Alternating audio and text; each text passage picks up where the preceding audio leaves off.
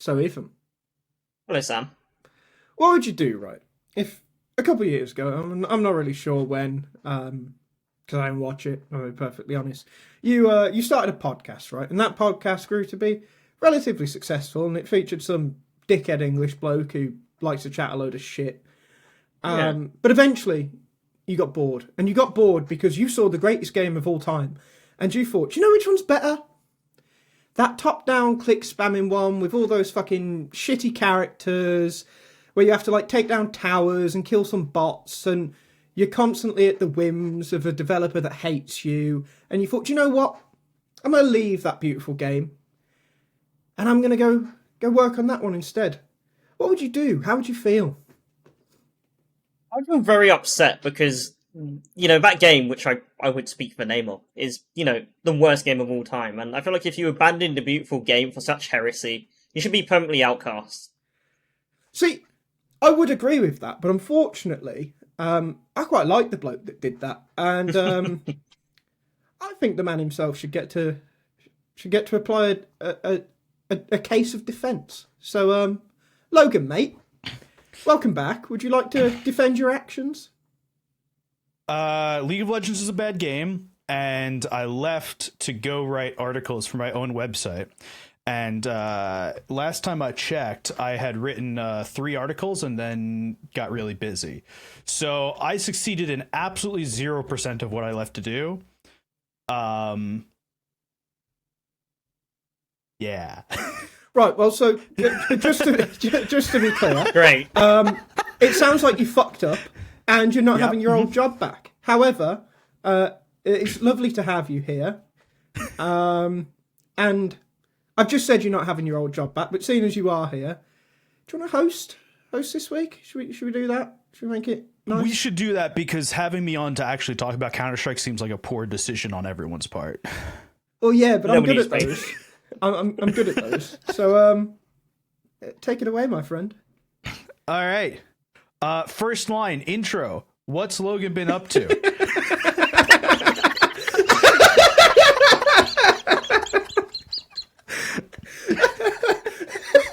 That's really good. Well played. Well played. Well played, Thank mate. you. Well played. Thank you. When someone else writes the script for you, you got to read the whole script, word for word.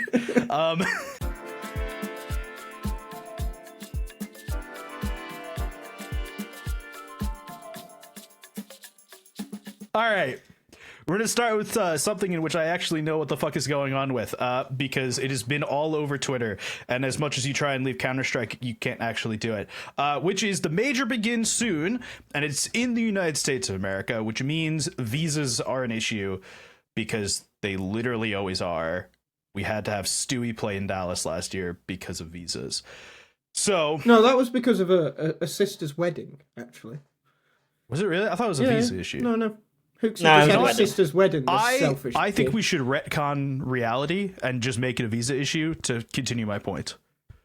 Fine. Yeah. Cool. Okay. Yeah, go on then. So, Go ahead. because of the major coming around and it being in Austin, Texas, we have some teams that are international that need to get visas. So, BESTIA have qualified to the major, and apparently there's some visa issues. Apparently. Not apparently. Apparently. Not apparently. Supposedly. They self-reported it. Yeah. So basically, they went and told Blast, hey, we don't have our visas yet. Blast said, okay, you need to get your visa by X deadline, which is actually today as we're recording, which is the 26th of May. The deadline's will already note- passed, mate. It was like 5 days ago. You really are out of the Yeah, Okay. Today has some amount of variance. Today was when they said that they would actually be able to get the visas. Okay, so they didn't have their visas on time. They said they would get their visas by today. I will note for every non-American viewer that today is Memorial Day in America and every government service is closed, so that's bullshit. So they said they were going to get them. Obviously, they haven't yet. And then... So Blast went and replaced them with Legacy, and then the entirety of BESTIA and Argentinian fan base became very upset, which leads us here. Half the players in the world as well, because players are They're all notoriously, and if Elliot was here, he would agree, fucking idiots. Yeah, I could get behind that. Yeah, I could get plus behind one. that. Yeah. So, I think let's start at the beginning of this, with the decision by Blast to replace Bestia with Legacy, because there's some more bits about Bestia in here with the visa situation, but I think we could start at the beginning part. Well, I think the beginning and the most important thing to say, and I know there's a tweet from the guy who handles this type of situation with VSL, kind of backs this up, and Blast said it themselves in a statement. Mac, if you could put both up at certain points where they become relevant, that would be fantastic. But obviously with VRS this year, like, Blast could tell a long time in advance who was going to be within the window to definitely be at the major, who was going to be within the windows to get invites to the MRQs, and said to them and communicated with them from the start, like, the visas will ultimately be up to you, but we will assist where we can. And this was back in February. I can't remember exactly when the MRQ invites went out and the major invites went out, but this was a while ago. They qualified on Thursday, the 17th of April. But yeah, so they qualified in April. They should have already been looking into visas realistically. And from there, they've got a month to get them sorted. Now, for those of you who've never tried, and especially those who have, who are from certain nationalities, or nations rather, getting a visa to America isn't exactly the easiest thing, but it's also not impossible, right? It's not the worst country. It's certainly worse right now than it has been. I'm sure Logan would like to dive into that himself. We don't need to spend 20 minutes on the United States immigration system. We can... Yeah, but maybe a brief look. But at the end of the day, and I'm not saying this because I'm a Blast employee, and I don't know extra things because I'm a Blast employee. I'm not even an official fucking employee. I'm a freelancer. This is kind of all on Bestia. They had a long time to get these visas, and looking ahead to when they said that, they've said Blast didn't communicate, that they haven't been communicating, Blast have said similar things along the same line. But looking ahead, it got to a point where Blast said to Bestia, look, you need to get them within 5 days, otherwise we will replace you. And this is the thing that people are latching onto, and this is my issue with it, because they're all like, well, that's not okay. That's not an acceptable deadline. Like, PGL gave teams until 5 days before for Copenhagen. Who gives a fuck? It's a different TO. It's a different rule set. It's a different country, for fuck's sake. Yeah, like, the country thing is the important bit there, is that it is, as far as I am aware, it is easier to get into Denmark right now than it is to get into America. Oh yeah, it would have been, even though 9 Pandas were Russian, and it probably would have been. And I will note that most of the teams are European. Yeah. So it's real easy to get into Copenhagen then. Yeah. I mean, like, at the time, 9 Pandas were replaced by GamerLegion, who had Acor on the team, who was Danish, a Pole, a Brit with a Romanian passport, so that might have been and then the Ash most difficult as one. well. Ash as I more well. meant Ash, but yes, Volt as well. And then who were the other two, like Isaac and did they have ZTR at that point? No, they had ZTR. They had snacks. But maybe Chaos was still there. Yeah. So a Belgian and a Swede. So half of them are like in Schengen, or one of them can literally get a fucking train, and the other bloke probably lives in Copenhagen anyway, because why else would you live anywhere else in Denmark? It's a shithole. It's just being frank. These are bold statements. Okay. Socialist hellhole. So yeah, I think you're definitely right on the. So let's put it this way: if I was a team, noting that I was within the vague range, I would have started making notes in February about what visa stuff has to be done. Which is when Blast originally communicated with them. And let me jump in here for a second, right? If I'm Bestia, I'm now one of the best teams in my region. I'm getting a visa to America, no matter if I'm making the major or not. I'm not waiting till April. I'm trying to get the visa process done out the way. There's going to be an event in America pretty much every year, no matter what. Anyway, with Dallas, also means you can go boot camp in America and get better practice. And you already know the major is going to be in America. I'm applying at the start of the year because even if I don't qualify for the major, I still have something important. So it is really all on them, and I have a lot more words for them, which we'll probably get to later. I agree with the bootcamp thing, though. So I'm going to turn to that game that we don't talk about. A lot of players around Worlds and MSI, which are the two big tournaments, that are not on teams that make Worlds and MSI because it is a small select few teams, go and bootcamp at the location because you get the best practice scrimming against teams that are playing in Worlds, playing in MSI, whatever the big international tournament is. If you're a team that doesn't make the major and you are trying to take yourself seriously, you're going to the major anyway. Yeah, exactly. Like, especially if you don't live that far away. Exactly. There is no point. There is no point. It's entirely on them for being short-sighted and maybe even, as their press tour has shown, a tad bit fucking delusional as well. Yeah, and I mean, there's certainly something to be said about South American fans and their tendency to react in ways like this. I'm not going to go into it. But is it because we're from South America? Probably yes. You dickheads. But so there's also some strange things like Bestia's. What is he? Their CEO. I don't know. He's some. Yeah, I think it's some a CEO. Some guy named Papo. Bestia. Yeah. Shit name. He posted the visas on Twitter, and there's a thing where I'm not sure about this. They might be the wrong visas anyway. No, they are because so US has like a million different types of visas. I think you need a professional visa, not a B visa. You need a P1 because a B visa, which is what they have, is for like if you want to go in as you're visiting and then you can play in an amateur tournament. But if you're playing for a prize pool, which is more towards the sport side, then you have to have a P1 or a P visa. So they have the wrong fucking visas to begin with. Yeah, which I'm sure the ramifications for that would be fucking fantastic. I think a lot of players sneak in on B1s, though, is the thing that they were trying to argue, which isn't good. So this is the other issue, right? This is the other issue, and this is a thing that happens across esports, by the way. Like it might have been a secret before. It probably fucking isn't now. So I don't care for saying everybody knows it. For years. Like certain TOs do things the correct channels. They get visas. Other TOs do not. If you're new and you're like, oh, what do I say at the border? I've not got a work visa or whatever. You just say you're there for a gaming tournament. Off you go. Hope nothing goes wrong. Cheerio, lads. But so yeah, players maybe sneak in, staff maybe sneak in, whatever. Sneak in, who gives a fuck? But after Blast posted their update explaining their decision and explaining why Legacy replaced Bestia, which the reason why it was Legacy, by the way, if you're unfamiliar, was because Bestia beat Legacy in the final game of the South American MRQ. Anyway, so this Papo guy...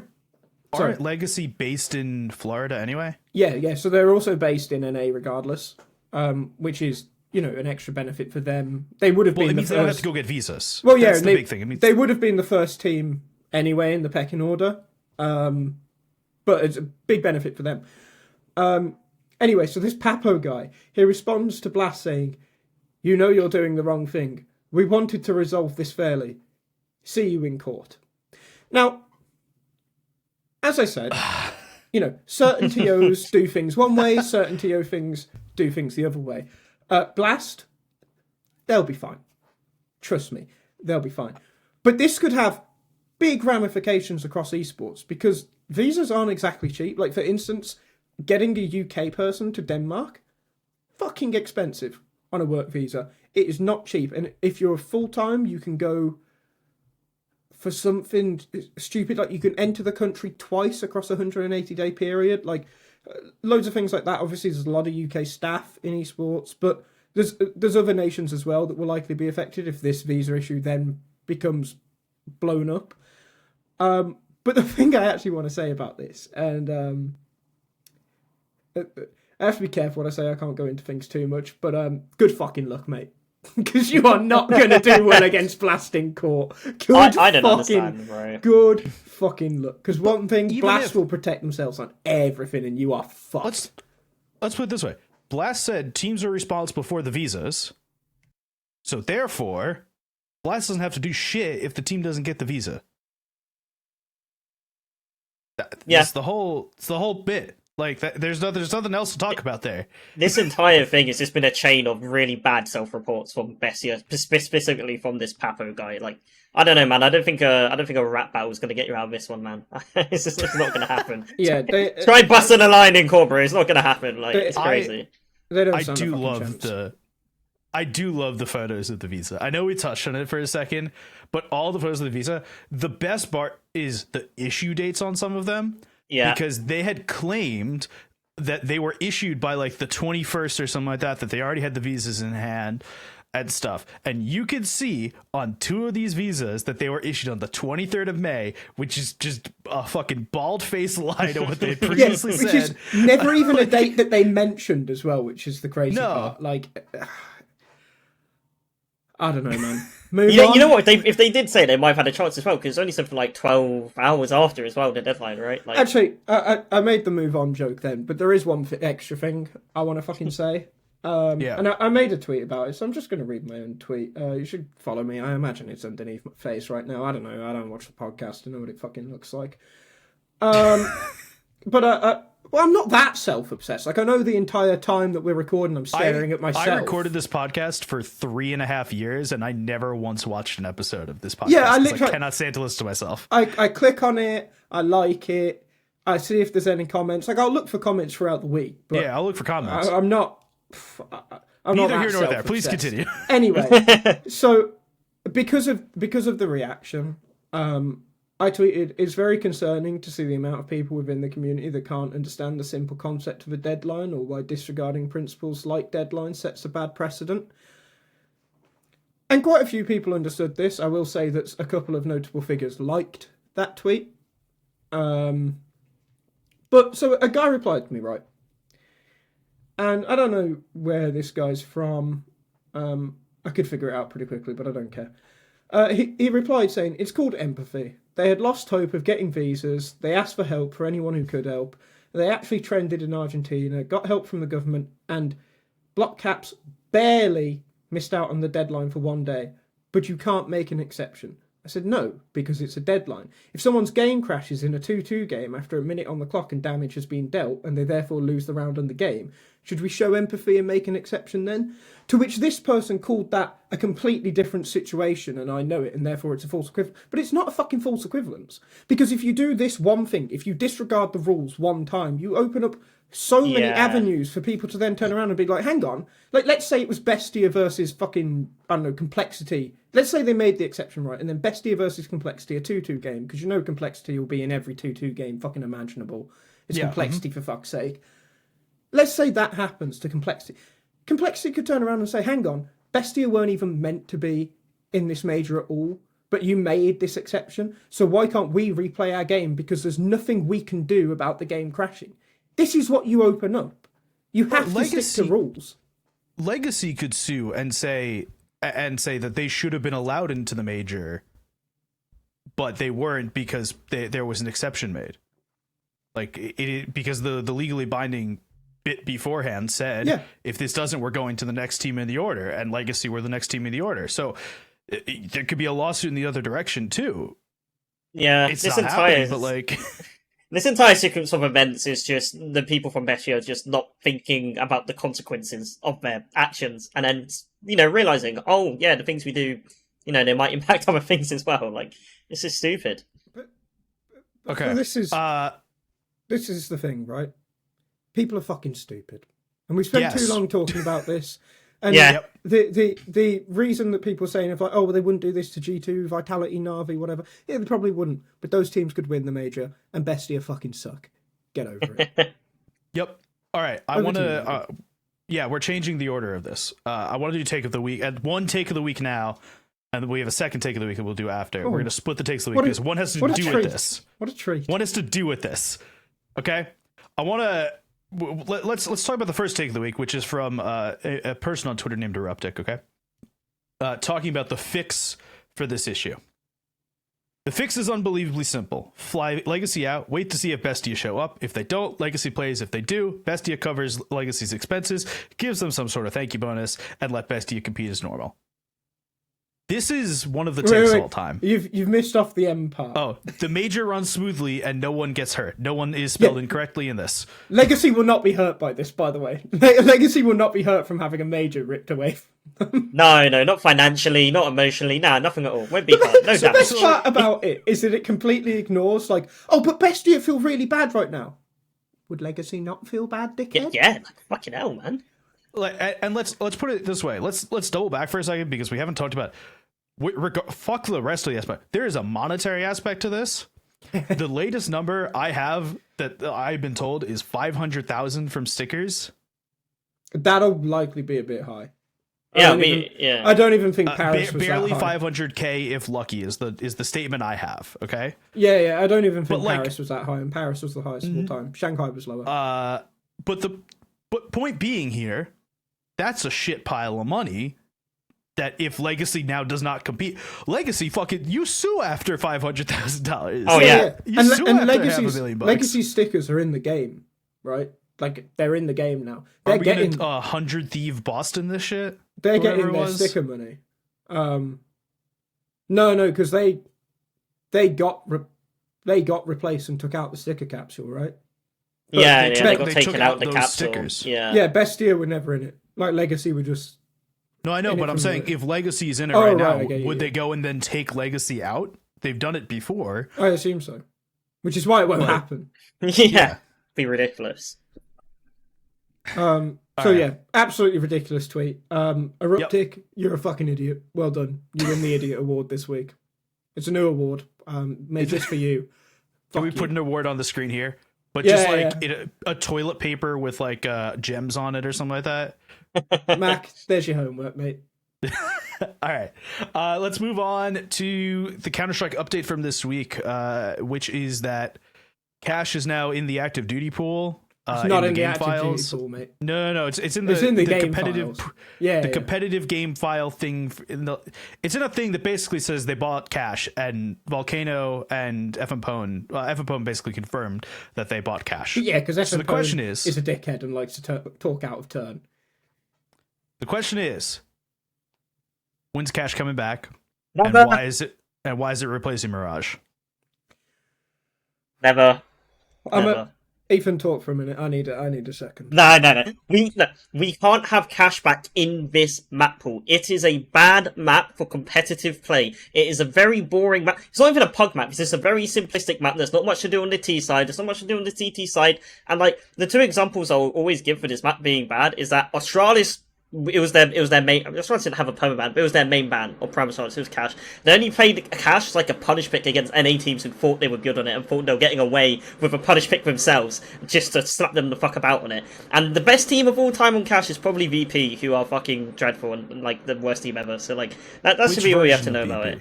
The original one, the original one, because saying a dreadful VP is dreadful is very different depending on the version of VP you're talking about. No, VP have always been dreadful. I disagree. Except for that time they won a major. What, 2014? Yeah, who Strongly cares? disagree.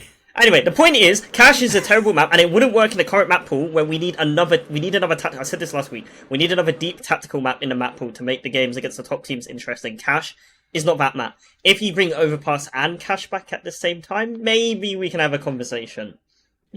So I okay. think we need sorry, a new Logan. map. So No, okay, I think okay, we okay. need a new non-cash map. Right. Let me cook for a minute, right? All right. The first thing I'm and going to then cook, I'll come Logan, is you. Right. back. Understandable. You flame Mirage. Fuck you. Yeah. No, fuck Right. Mirage. Mirage cannot go from the map pool. It is I know. the best map in the game, and it's the most played. For what it's worth, I have had this conversation conversation with Elliot for 4 years I know you about how Mirage can't be replaced, and I will always side on the fact that Mirage should be replaced. And I have been told the reasons for 4 years, and I still have not changed my mind. So you can cook me as much you want. The choice is not changing. It's the best designed map in the pool. It has so much depth to it. Whatever. We're not going into that, right? Should Cash come back? That's a different question. Because Ethan is right. Cash is a fucking limited map. Like, it's insanely limited. And where smoke changes have made Dust 2 more interesting and maybe Nuke more interesting, I think they maybe make Cash worse. Yeah. Like, I really don't think they help Cash at all. And it is a limited map. I think people would change their minds on Cash very quickly. I think FMPone and Volcano, whatever the fucking names are kind of lucky that Green Cash was received so badly because it never got exposed. As the meta evolved, it never got exposed for the actually very mid map it is. But whether or not it should be in the map pool is an interesting thing, because I agree with you. I think we need a new map.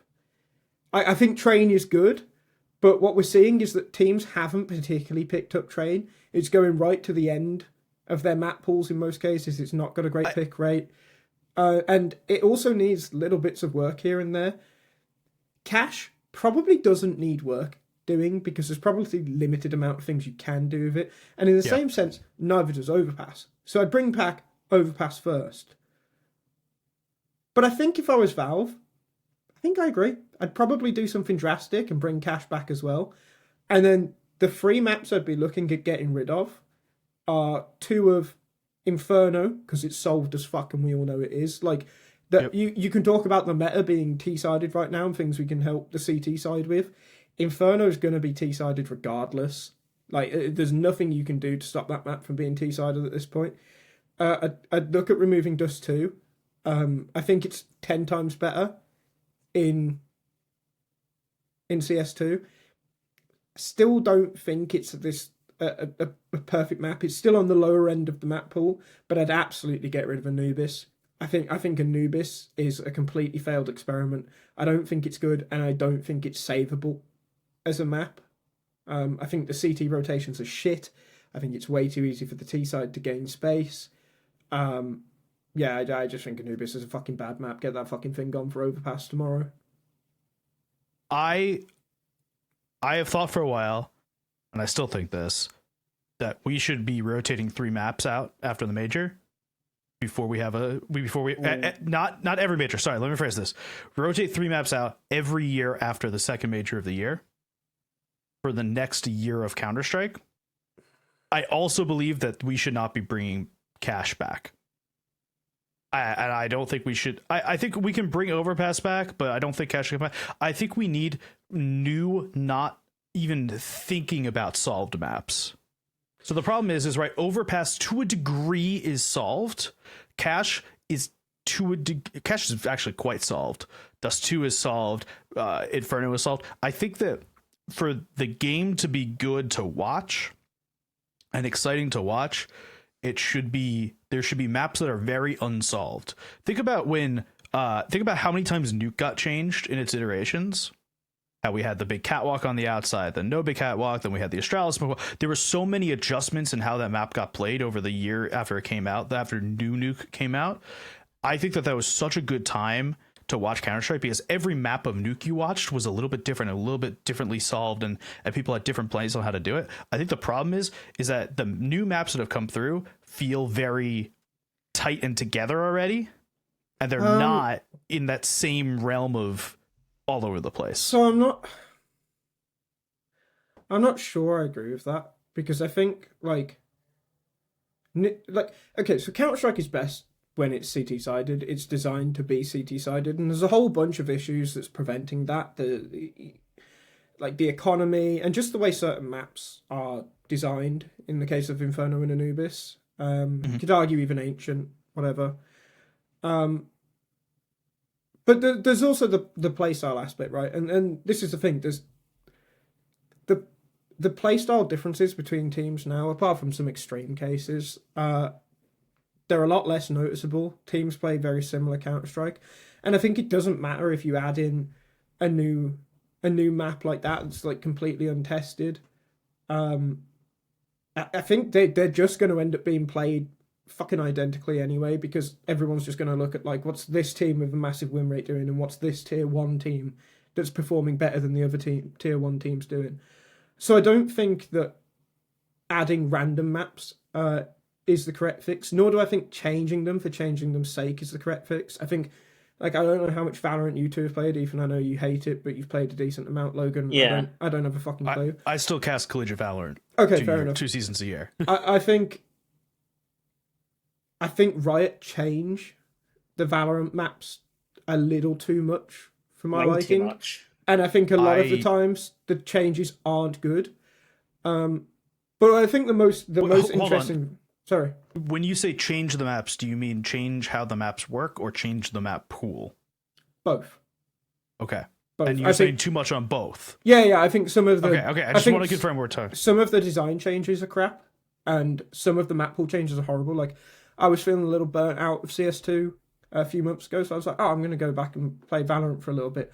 I loaded it up, saw what the map pool was, and I was like, nah, fuck that shit. Like, I'm sorry, like, fucking Pearl, what was it? It was like Pearl, I don't think Ascent was there, I don't think Sunset was there. So the map was like the zip lines down the two opposite Yeah, that was That's Fracture. fucking horrible. Fracture is worst map ever made in FPS history. The worst map, it's worse than Vertigo. Fracture's horrible. So bad. So, I don't want to see maps changed a lot, and I don't want to see maps rotated as much. I think a year is fine. I would go as far to say that I'd be okay with 2 maps changing after every major. I think that would do a lot to keep it fresh rather than 3 every year, because I think that would actually have some negative impacts. I think that's too much at once. Let me rephrase my point. It needs to be more than 1. And it probably needs to be more than once a year, because the problem is the teams that say we are moving the new one just becomes permaban for the first 3-4 months. Yeah, which is what we're saying. So you see, but you see the 5 teams that had permabanned it before learn a new map. Yeah. So 5 teams out of the top 30 learn a new map because it was their permaban before. And everyone has the new map as their perma. But here's the other issue with what you said, right? And I think Ethan will probably back me on this, and I'd be interested in his thoughts, because we have very different thoughts on the map pool. I'm concerned that at this point there isn't enough good maps in Counter-Strike to do this with. There are. Because if they were to remove the wrong maps, like I just said with the Valorant map pool, and the fact they have like Fracture, Pearl, and fucking whatever the new one is that's garbage, that's just Rush B Simulator. Abyss, that map's shit. Like, if you look at the Counter-Strike map pool, right? Ancient, I think is a very good map. Mirage, I obviously love. Nuke, really good, but it's really specialised, so I don't get to play it, unfortunately. Dust 2, it's fine. I don't think there's an issue with Dust 2. Inferno, it's solved, and I've got issues with it, but I don't think that matters that much. Which ones have gone for? Overpass, really good. Really good. Anubis is horrible. Vertigo is horrible. Cobblestone is horrible. I don't know which one I'm missing from the active pool. Yeah, Season's not great. Tuscan would need a lot of work. Like, and this is the issue when you look at this list. Like, there's the Santorini remake, which again, it's not good. It's not as good as I remember that map being in whenever it first came out. So this is the thing. Like, when you look at the list of maps, how many do you want to pick from? Because you've obviously got the 7 maps in the pool, right? How many more do you want to pick from to rotate in and out? And what's going to be the basis for rotating them? Because for Valorant, it just feels like they fucking put the names in a hat and just pick them out. So what's going to be the basis in Counter-Strike? And like, you should never make change for the sake of making change. And this is the thing. This is what I'm concerned it would do, and why I'm actually kind of thankful. I think they could be a little quicker with map pool changes, and I think they have been in the last couple of years. But I am kind of thankful that Valve doesn't act on this too much, because I just think we would end up with some fucking shitty map pools. I think there's a middle ground between what Valve is currently doing and what Riot is currently doing. Because I do, from a viewership perspective only, I do like the fact that if I watch a tournament in May and I then watch the same international tournament in November, that there is a difference in playstyle and map pool. Now, Wait, are we talking about Valorant? Yeah, but they don't have international events in November. The season ends months before that. Whenever the 2 fucking international events are. My point is their version of MSI and Worlds, whatever the fuck it is called this week. I don't remember. It's called like Kickoff and Champs, right? Champs. Masters and Champs. I don't fucking remember. Banger really songs they crack out for Champs, by the way. Shout out to Riot for that. Riot songs in general. I don't know if you listen to League ones. Incredible. Cheesy, but bangers. Big winners. But going back to this, right? I like the fact that in Valorant, I can pop in for the big events, and there is a huge meta shift in how the game is played between big events. I will note that also has to do with the fact that agents are getting adjusted at the same time as maps are. that you have different compositions in a Valorant setting where it is agent selected, that you have different compositions on different maps, and it feels like that is never as solved as a Counter-Strike map is, because it is constantly changing. Right? Because jet knives yes, but if Chamber gets nerfed in Valorant and Chamber is your go-to pick on Icebox, and suddenly you now need to figure out what the fuck are we doing on Icebox. Icebox is a perfect map. Love Icebox. But if Chamber, or put it this way, if Viper, which is an Icebox staple, gets nerfed, right? What are you playing on Icebox after the fact? Now there's 6 different... But there's 6 different schools of thought, and some people are still going to play Viper, and some people are going to try and say, no, now we need a completely different...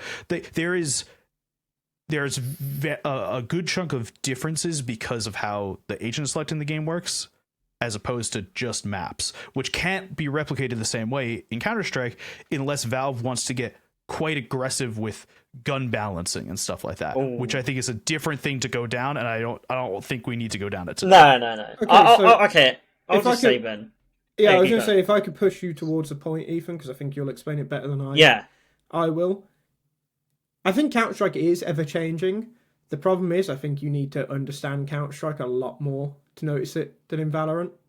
Yeah, it's so minute. Like, if you look at Vitality right now, the casual fans can be like, oh wow, Vitality are the best team in the world because they have these 5 incredible players, which yes, to an extent is true. But if you watch them on these maps, they are, very subtly redefining how they're playing how to play a lot of the maps that they are playing, especially on the CT side with how micro their rotates are, how they're timing their aggression. It's almost like watching Heroic back in 2022 or 2021, sorry, all over again. Like, they're playing slightly different, and most people aren't going to notice it, but it's different enough, and that's part of what gives them their edge. And these are the micro changes that happen in Counter-Strike that you need to be careful not to touch with things like the map pool.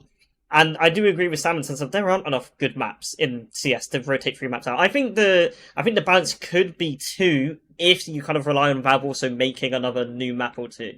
But it's so difficult to rotate maps in out CS because realistically there's 3 actually really good maps and then 2, they're okay maps and the rest are absolute crap. Like this. Anybody who says they need cobblestone map needs to be shot in an alleyway. Terrible map. So yeah, the changes in CS are so micro. It's such a delicate balance. It's really difficult to find the right way to go about it. Yeah, I agree. So I think if we could add a final note onto the cash talk, because I'm interested in what you both have to say. You're only getting 1 change to the map pool. What map you cutting? What map you adding? You go first, Garner. I'm looking up maps. I'm going to be so honest. Do you want me to go first? I'll go first. Yeah, you go. Anubis, instantly, like I said, failed experiment, shit map. No time for Anubis. I don't enjoy watching it. I think you get some nice clutches, but I've got no interest in a map that I think is always going to be T-sided. At least, Inferno, you see some great CT sides between top teams. I think you see a lot less on Anubis. Bring back Overpass. I think Overpass is one of the best maps in CS history. I don't think it's solved at all. I think, especially, I feel like it just didn't get a fair go in CS2.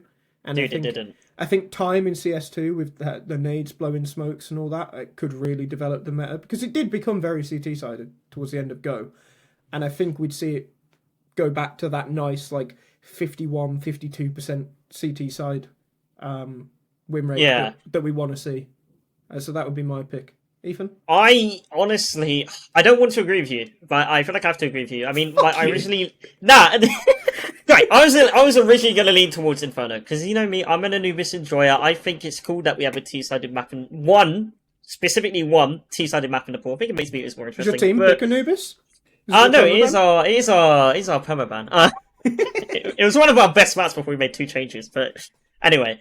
I'm inclined to agree with you because the game is way too T-sided right now. We need another CT-sided map, and as I keep saying, and I'll say this until I die, we need another deeply strategic map in the game to make the games against the top team more interesting. I agree with you. Overpass is not solved. The best T-side Overpass team in the world when Overpass was removed from the pool was fucking GamerLegion with Snacks as the IGL. But they were fucking incredible on that map. They completely a tier 2 team reinvented how you do conditioning on T-side Overpass. Overpass has so much potential. We need it back in the game. I'm bringing back Overpass, and I agree with you. We're removing Anubis because it's too T-sided. If it was CSGO, I would have said Inferno because I do like a T-sided map in the pool, but the game is too T-sided. Incoming vibes pick. Yeah. All right. I mean, okay. So if I'm going off seriousness, we're removing Anubis. I do not like how the map plays. I personally, and this is a totally unrelated separate matter, think that each map should have its own like theme and its own understanding, and like how not just how you play it, but how it looks, its own visual language. And I think Anubis and Dust overlap way too much in their visual language. Yeah. I don't like that. It's a very like aesthetic thing, but it's not. I think they overlap too much. Also, why I don't think that as a point. I don't think Cash should be added because I think Cash and Ancient look very similar to a degree in that they're both very green and very. It's not very green anymore. I don't think. I never looked at the new one, the CS2 one. I couldn't be asked, but I don't think it's green. I played a whole one map, and I've instantly forgotten about it. Yeah, I don't. I think I'll give you two options here. One's a serious option, and one's a serious option, but they will never do it. So, fuck it. I think that we should rework Agency into a bomb defusal map. Fuck off, Logan. That's the one they're not going to do. They're never going to do it. You're insane. The more vaguely reasonable thing is, I think that they should take a really hard look at Season. I really liked Season as a map, how it played. And I'm not just saying this as like hey, let's go look at Season and pull it back exactly as it is. But I think that it is a worthwhile thing to think about, like, hey, we had a lot of maps that played really well in Source in 1.6. Can we adapt those to new versions of the map? I'm not saying like Cobble or Aztec. Tuscan obviously is not in the same ballpark because they've tried the remake there and it just doesn't feel as good. But I think that something like Season, which was ported to Global Offensive I enjoyed playing Global Offensive. I think you can port it to 2 and improve on it, and that gets added. And that then hits it hasn't been solved at all. You've never seen into, you have no clue how the new smokes work. I like that. For what it's worth, I actually quite like that. And I would, I don't think I'd include Cobble in it because I think Cobble's foundational design. I don't think you include Cobble. Yeah, I think Cobble's foundational design is bad. I wouldn't mind including Tuscan in it. I think Tuscan wasn't far off having at least a 6-month stint in the map pool. I'm gonna be so honest. We see if it works itself out. My Tuscan experience is playing on 100 ping on UK servers with Elliot and Jack. I don't think I played it a single time. Actually, yeah, I don't play it a single time on NA servers, so I cannot tell you how that map actually plays to any degree. Big. It's too big. It needs to be shrunk down. Yeah, this is the thing. It would need to be shrunk down. Certain spawns would need to be moved forward and back. But I think there is potential. I'm not saying, at least. Yeah, I'm not saying move it in as is. I do not think Season is a good map if you just copy and paste it for 1.6 into 2. I have an agency. But I think if you can work on making it more of a 2 style map, I think it fits its own bit. I think Tuscan also fits its own, like, aesthetically. I think they work. I think I like those options. I also think that they could come out with a totally new map, and I'd probably be okay with that if it was a decent map. As long as it was good, yeah. Yeah, if it was a decent map. But I don't know that we should be jumping back to some maps. Yeah, I agree. We're fucking rework Insertion into a good map. I don't think I've even ever... Brother's about to throw out like oil rig. Rig? What was it called? Yeah, it was called Rig, wasn't it? Was it called Rig? Something stupid I'm on the maps website on Wikipedia right now.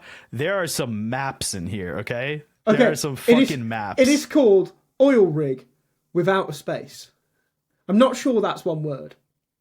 It's not. I don't think it is. Or it'd be hyphenated at least. Wait, that's just from Counter-Strike. What was the CS:GO one? Was it Black something? Black Site was something else. Was it? It wasn't Grind. No. Black Gold. It was called Black Gold. Okay. Bring that fucker back. Bring me like a really shitty Call of Duty map as a Counter-Strike map. Hear me out. Oh no, bring Raid from Black Ops 2 as a Counter-Strike map. Hear me I'm out. hearing you out. Hear me out. Valve, knock on Riot's door. Haven. I back that. Haven was actually the only time I ever enjoyed playing Valorant. So it's a decent map. I think it can work in CS. I with some would be tweaks. very interested in seeing a free bomb site map in Counter-Strike just to see how it plays. I think Ascent. yeah. I think Ascent. We have that in Counter-Strike. Sunset. Could be Ascent cool. is just Mirage. Sunset's They're the cash same actually. map. Maybe it wouldn't be cool. But I would be very interested to see. I don't think Lotus would work, but Haven, I'd be really Lotus interested. wouldn't work because Lotus relies a lot on the door opening portion on the A site. I don't think the door the opening is the connector between issue B and with C. it. I think it's the angles on how you'd have to smoke things would be the problem. I think Okay, I think Lotus relies on the abilities a lot more than Haven does. I think Haven would actually be a fucking phenomenal CS map. I'm here for that. As long as a meta developed where it wasn't 2T-sided. I fear it would be 2T-sided because I do wonder how much abilities make C and Garage defendable. But it'd be interesting to see. I'd be okay with that map specifically being T-sided, though, because a 3-map site, by definition, is T-sided. True. And I also think, to be fair, it's probably quite retakeable. As long as the meta it absolutely is. As long as the meta didn't just become hit B, hit B, hit B, which it could do. I think A and C would have some really cool retake smokes and mollies. It would need a skybox, though. 100%. All right, that's our take of the week. Yeah, that's our take of the week. That's Haven our take and of the week, not Counter-Strike. someone else's. We want to talk about Dallas, and we have another take of the week once we get into Dallas. But before we get there, let's hear a word from our sponsor, also known as Sam. And Jack. And Jack. So, Jack, do you find it hard to keep up with all the news in Counter-Strike? I do. I took a weekend off and I came back to 6 new RGLs, 3 retirements, and apparently Navi's Waterboy got picked up by a top 20 team. Right? That's why I've been relying on the TLDR newsletter. It's a bi-weekly email that keeps you up to speed on everything in the CS scene, without needing to scroll Reddit for 3 hours while questioning your life choices. Yeah, it's like if HLTV had a baby with your funniest friend who actually watches every game. You get quick hits of news, spicy roster moves, upcoming match schedules, and even some insider gossip. All killer, no filler. And let's be honest, some of these tournament formats, you need a guide just to figure out who's playing who. TLDR breaks it all down, so you actually know what the hell's going on. Plus, it's funny. Like, actually funny. It's like reading a group chat between smart CS fans who roast everything in sight, but still care deeply about the game. So if your brain's full, but your heart still beats for Counter-Strike, do yourself a favour. Sign up for the TLDR newsletter. It's free, fast, and guaranteed to make you smarter. Or at least sound smarter in Twitch chat. Check out the link down below and subscribe, because the only thing more tragic than missing a major upset is not even knowing it happened. TLDR. You don't have time to read everything, but you still want to sound like you did. Thank you for listening to our sponsored message by ourselves. Okay, let's talk about Dallas, as it went on this past weekend in America, obviously. There were Dallas is in America? Whoa! What the fuck? At this current point, Texas is still part of America, yes. For now. For now. Troubling. We've got some bits to talk about, some more headliney kind of stories. I will note before we talk here, guess what? Vitality won. They're really fucking good. So surprised. They're incredibly fucking good. Yeah, they are. They're really good. I think they're the best better team I've ever seen. I think they're better than people give them credit for as well. Because as I said before, it's not just 5 incredible plays. The way they're playing, they're, as I say, subtly redefining the meta for the first time in years. Put it this way. And their force by win rate, their resilience, so good. They won 3-0 against MOUZ in the finals, and MOUZ did not look like a pushover this event. Like I No, MOUZ is the second best team in the world. Yeah, they looked quite good this event. They were very dominant through the only maps they lost this event were against Vitality in the grand finals. Like, I think MOUZ were very good, and they just could not keep up at all with Vitality. And it's a gap right now. Yeah, it's a big gap as well. All right. Let's start down the list with the home team crowd. Will the Americans, myself, and Canadians, because they have to be included in this conversation, obviously, sadly, be disappointed in June? Yeah. Which, for context, is the major. Yeah, which is major, yeah. Energy was out in last place, right? They lost to Falcons and they lost to Aurora, which I have been told is the former Eternal Fire team. It is, yeah. Yep, because that doesn't feel right to me, but fine, whatever. They didn't look competitive. They're the Nitro interview with Blast TV, they're very concerned about domestic opposition. Well, playing too much domestically is creating an even bigger gap between NA and EU teams is kind of what he said to me. And yeah, I mean, like, they played two really fucking good teams. Like, it is hard for them, but they're just not very good, are they? It's so bad. Like, have you watched? Because, all right, I'm gonna be a bit of a nerd here. I watched a lot of their 2D demos. Specifically, what was the first European event they played? Was it Pro League? Because I wanted to see some of their train stuff, and they're fucking terrible. I don't think they even know what the meta is. You sicken me. They might be the worst in the world, man. Hold on. I don't know. I'm sorry. Can we double back for a minute? I feel the need to double back. Okay. Bro is on this team?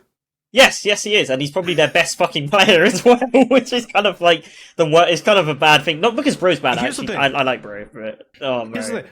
I have been following the automatic becomes a professional golfer storyline on Instagram, but it did not click in my head until now that meant that there was someone new on NRG. This is totally like my fault for not paying attention for 6 months, but okay. Sorry, it's all good. It's all good. Yes, NRG have Brovid, and Bro is their best player. I really like Bro, but Bro cannot be your best player. He can't be. OC, bro, what happened to OC, man? What OC and Extra Soul? I was like, this guy could actually be really good, and then Liquid killed him, and he's gone to NRG. He was and just never that good. He was right. He was never going to be fucking Odyssey. It's NA Orpa syndrome. But he could have been like a Huzak, right? He could have been a serviceable tier 1 Orpa, and I thought going back to NRG and finding some fucking pods in NA would help him with that. But he's terrible. Nitro, terrible. George, I rate him, but he's missing something. I feel like it's brains, to be honest. I think that a brain. I have thought this for a while. I think George needs a proper IGL. Whoa. The one bit of... Listen, we can say whatever we like about NRG. I ain't taking no Nitro slander from no one. Nitro's arguably their second best player. I understand that. But, okay. Hear me out here. We're going to go back like 4 or 5 years in Counter-Strike, okay? What? 2018, okay? 7 years. Imagine Logan, can you do maths? 7 years.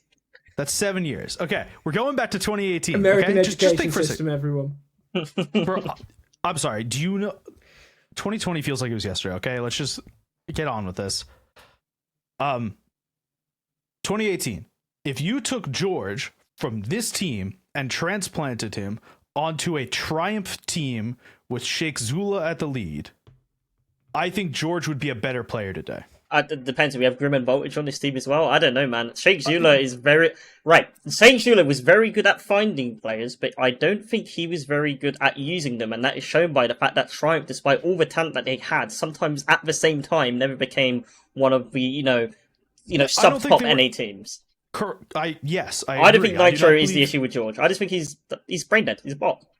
I think that there is an amount of, like, early learning as like a CS player that if you don't get it from people who know the game ahead of you, that it doesn't work out at the end of the day, right? If you have a player that is young in their career and they go under a very experienced IGL, that it works better than a player who has not been under experienced IGL. We saw this with Broland for a bit too on Fnatic.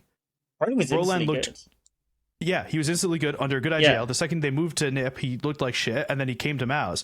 He had this, like, the weird... I don't know what the English I'm looking for is here. Transition period? I don't know. Okay, I see your point, right? I see your point. Categorization of what happened with Brolan. But I see your point, and I don't think it's an invalid point. But I raise you this: if the difference is the IGL, how come TENS didn't work out under DAPS? Because TENS is rubbish. Well, there you go. But there you go. That's the point.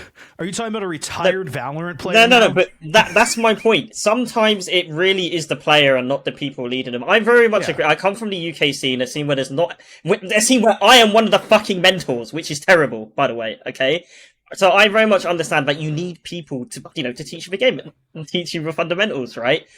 But Nitro is not the problem. George, I thought he had it for a long time, but the longer I've seen him on his NRG team, the less I think he has it. And I think his floor is NA ECL. I mean, sorry, ceiling, sorry. And NRG are shit, and they're going to be forever shit, and I'm sorry, Shaq, your money's being wasted, if you even care. This is the thing, right? I think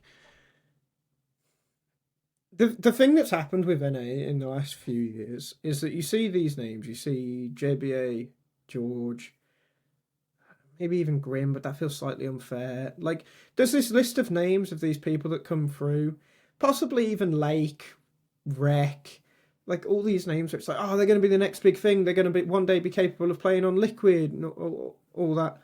Motherfucker's the only one that's actually being capable of this shit. Comes from fucking Guatemala. Lake's alright. Yeah, maybe, but it's like, would he step up? The exception to this feels like the M80 roster. Yeah, but like Swisher's rubbish. Is Rep good enough to step up? No. No, I'm not saying that any of those players are good enough to be in the best. Is Lake good enough to step up? Like, I don't know. And I think the problem is that there's so much expectation for these players to just be something they're not. Like, George has it, but the context is that it is just being a very good domestic player, and that you're seeing domestically maybe is quite strong. You've got, 4 or 5 teams that are all able to compete with each other. That's fucking great. A lot of other nations, albeit with much smaller populations, would be very happy with that. But you don't have the infrastructure, you don't have the veterans, you don't have all of these things to turn that domestic strength into international success. Maybe because the players aren't good enough, maybe because they don't get the right learning. Whatever. Hopefully one day, Twist goes back to IGLing. Maybe Naf doesn't peace out if he keeps being shit. Maybe Elige one day is like, I'm no longer going to be a toxic bull prick. I'm going to go and IGL. Yeah, well, pigs might one day fly. I've talked about this before, and we're getting to a very separate conversation now, but I think that a lot of this had to do with Valorant. Because Valorant in the States was a much bigger thing than it was in Europe and in Asia and everywhere else. And I think a lot of the quote-unquote old people, there's no Sean Gares in the scene anymore. Sean Gares is fucking exposing match fixers in Valorant, which I guess were just Counter-Strike match fixers beforehand, but exposing match fixers in Valorant this week. He's not, like, there's no... When you work at like a regular job and you get laid off, there's this thing called like you brain dump, right? Like you want to tell everything to the next person who's going to take the job after you to take over for you, so that way they're not totally fucked, right? Mm-hmm. There's no brain dump because it just moved on, and the players that are left are not willing to brain dump. And this has happened in NA Counter-Strike a couple of times as well. Like, this isn't the first time this has happened in NACS. It's why NACS was so weak at the start of CSGO, and why it generally got better is because those names stuck around. Like, I always talk about how different it might have been if Steel and Dazed hadn't been banned, if what was the early TV show thing? CGS? CGS. No, CGS. If CGS hadn't happened, like if these kind of things hadn't happened, and Valorant was just another version of that, and maybe the Louvre agreement was as well, and what COVID did, fine, whatever. That feels like pushing the blame somewhere to me. But yeah, there's a lot of these figures that went away. Like the automatic. COVID thing just reminded me. There were 3 top tier, I'm going to say this in quotes, North American teams during COVID. That NRG team during COVID, that was Breezy and Tarek, who's not here anymore. Think about the use, how good Tarek would be for young players in Counter-Strike North America. That's the thing, like Stewie as well, with his attitude. Ethan, very stable player. Like, Breeze went rubbish. Automatic fucked off at points. FNS FNS is a good one. Yeah. Like, there's FNS all of is an these IGL. names that And it left. doesn't have IGLs. And I think that has just limited what the NA talent pool right at this moment can be. And I just think it's just about shifting your expectations. Just because these teams are doing well domestically doesn't mean that it's going to transition. And it's going to be a long time for them to transition. So to go back to the original point, given what we've seen... Oh, yeah, because we've gone very far off. Yeah, given what we've seen from the NA, you know, because Wildcard and MAT are completely NA teams, what we've seen from them this year, I think Americans will be very, very disappointed come June, and I think Americans will be quite lucky to see an American player. I won't say Canadian, because obviously Twists and NAF get their start in Stage 3. I think Americans will be very lucky to see an American player, I've said American too many times, in Stage 3 of the major. No, we're not even talking playoffs, because there's no fucking chance of that. And there will at least be one in Stage 2. But I think it's going to be a shit month if they want to cheer on Americans. It's not happening. I agree. Yeah, nothing to add. Thanks. Yep. All right. Then let's move to the next team on the list, which is what I very nicely refer to as the Brazil part of the list. FURIA. They are a team. Shut up, Siri. FURIA, they are a team that played in this event, supposedly. Vamos. They're barely even Brazilian now, mate. And they're good for it. I know. Not I as know. good as they were in Kinder's on this Astana. roster. Yeah, and MongolZ. Do you even know what a MongolZ is? No. Well, put it this way. No, I don't. He's junior. Quite literally, junior. That's what his Oh, name that's means. good. Yeah. Oh, no, never mind. No, I don't like this guy. I can't like this. He was a former player for Amcal? No, not possible. It wasn't the Nip Amcal. It was a different Amcal. It was a different Amcal? iteration. Okay, Different never iteration mind. of the roster. But he's fucking Different legit iteration? good Okay. as well. Ethan doubts him, but he's the truth, man. He's the truth. He has potential. It's up to him if he capitalizes on it. Oh, or you've not. changed your tune in a week. No, what I said was if he can get past the inevitable slump that's coming, then yes, he's got it. But right now he over peaks a lot, and he's Okay. not going to get away with that against. But yeah, no, anyway. So FURIA lost to MongolZ. They beat Linvision, which I'm Expected, not well, convinced. yeah. I was gonna say, Ethan, can your ESEA team beat Linvision? Yeah, definitely on Ancient Okay. anyway. And then they lost to GamerLegion. Yeah. That's a fair loss. GamerLegion are good, Well, even with Acor standing in. Well, that's the thing. Like, they lost teams that they probably should still be losing to this early on with Yakindar and MongolZ. But what I wanted to talk about when I included FURIA in the little rundown for you, Logan, was that Yes. I'm not sure this FURIA can get to a point where they'll beat a full-strength GamerLegion, because there's just not enough from the Brazilians. At least the Brazilian rifler's not Fallen. You don't expect a lot from Fallen, especially now he's rifling and anchoring and whatnot. Like, Yuri especially, but I'd say Yuri especially. No, KSCERATO. No, KSCERATO, The main man. one here. KSCERATO was a fucking baller before, and he's now like pushing 1.1 ratings, maybe occasionally. Like he ended the Where is event he? with a 1.09. Like, he needs to be But so much better. and for context, this is someone who had sat on like 1.2, 1.3 for Yeah, like yeah. a good chunk of games when they were doing well. Ridiculous. Because 1.1 does not make them sound like they're not like it's a slump in comparison. Where's he gone? CS2 should be KSCERATO's game. CS2 is a game for peakers, and KSCERATO is an ego peaker. And one of the things that made KSCERATO so good is that he just swung and shot your head, and you were dead. That like, you know what I mean? Where's he gone? He looks checked out. Why is he checked out? This is the best team he's ever had. Okay, so my theory for it, KSCERATO and FURIA appeared in what, 2018? Like, that's when he joined FURIA, but I can't remember how quickly they It was 2019 was their breakout year. So 2019, 6 years ago, including COVID, which was a fucking miserable time for all. That's a fucking long career. He's 25 years old, which, if you remember an article Harry made like 2 fucking years ago, tends to be where a lot of players like peak and start dipping. Like, and it's one thing I bring up a lot of times when we're talking about these iconic players when they start to drop off, right? How many players actually have that long of a peak? I think about coldzera, like, and players like that. like the earlier Go players, like a lot of them dropped off after like 2 or 3 years, and they'd Yeah. had longer careers where they've been about in Source or 1.6, whatever. Don't give a fuck.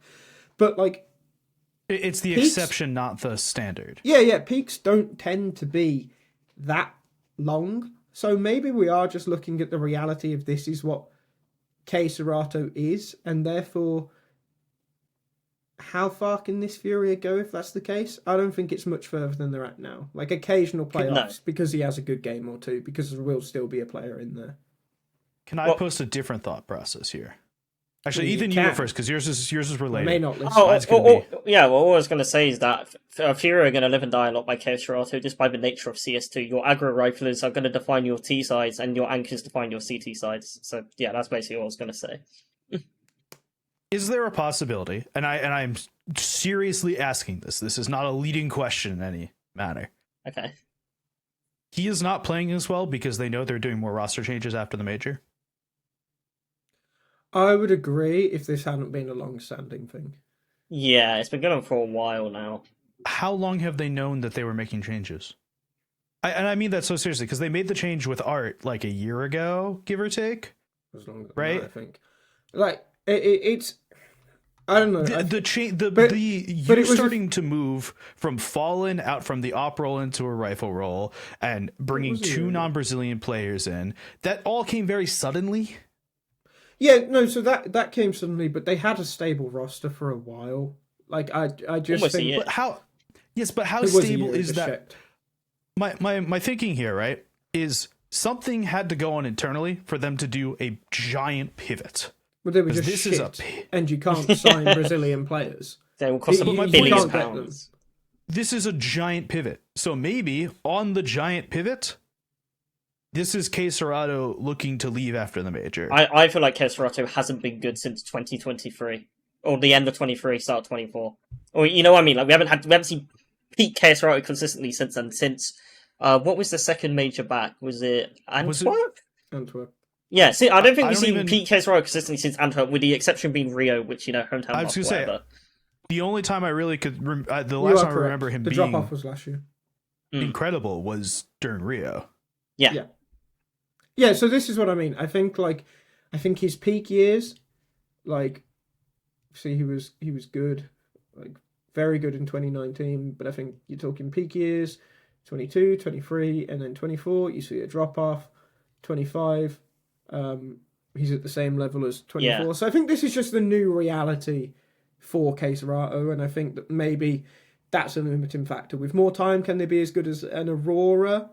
Maybe. Maybe. Can they be better than... And we'll say something about Aurora in a minute as to what that actually Yeah. means.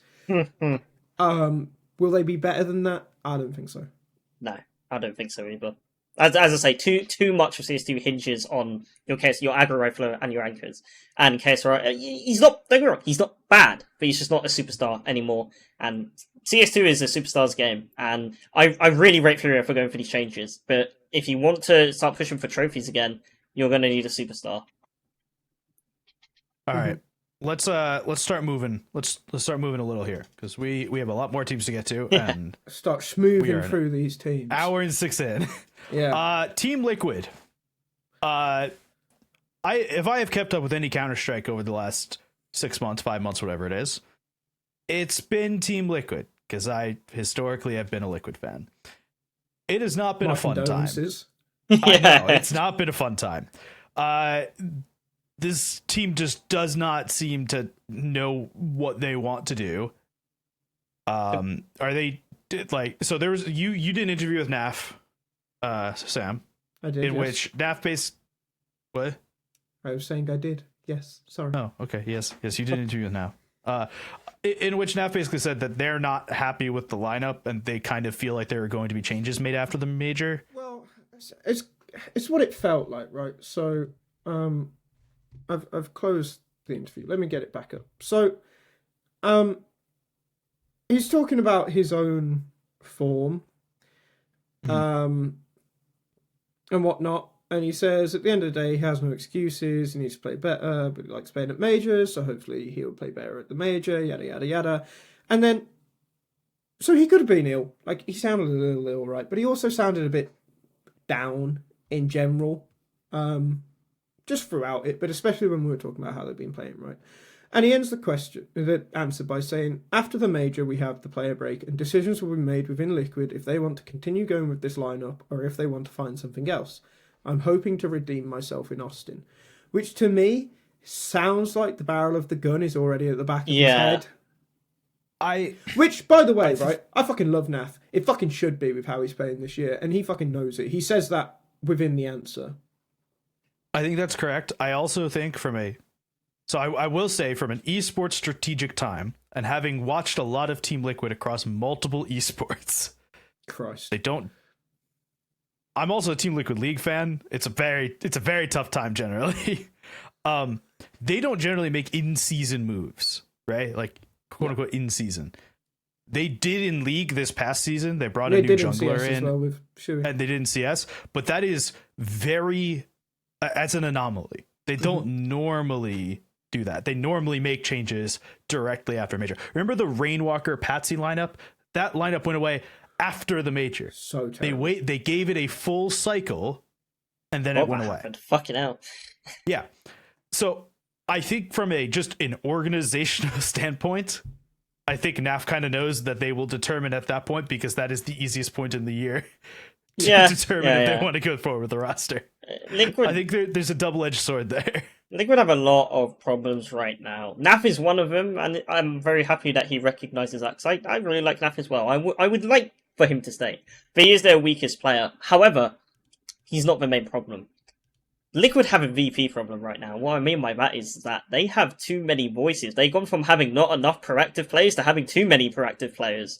Like, you have Sue, who isn't just an IGL, but he's an IGL who typically played, star or second star positions on CT side and likes to go for his plays. You have Nert, who, yes, he plays an extremity on T side, but again, likes to go for his plays. He's very vocal in the mid round. And then you have Twist, who not only is coming off the back of being an IGL, but previously, even if he is going to magically not get IGL itis and revert back to the old Twist.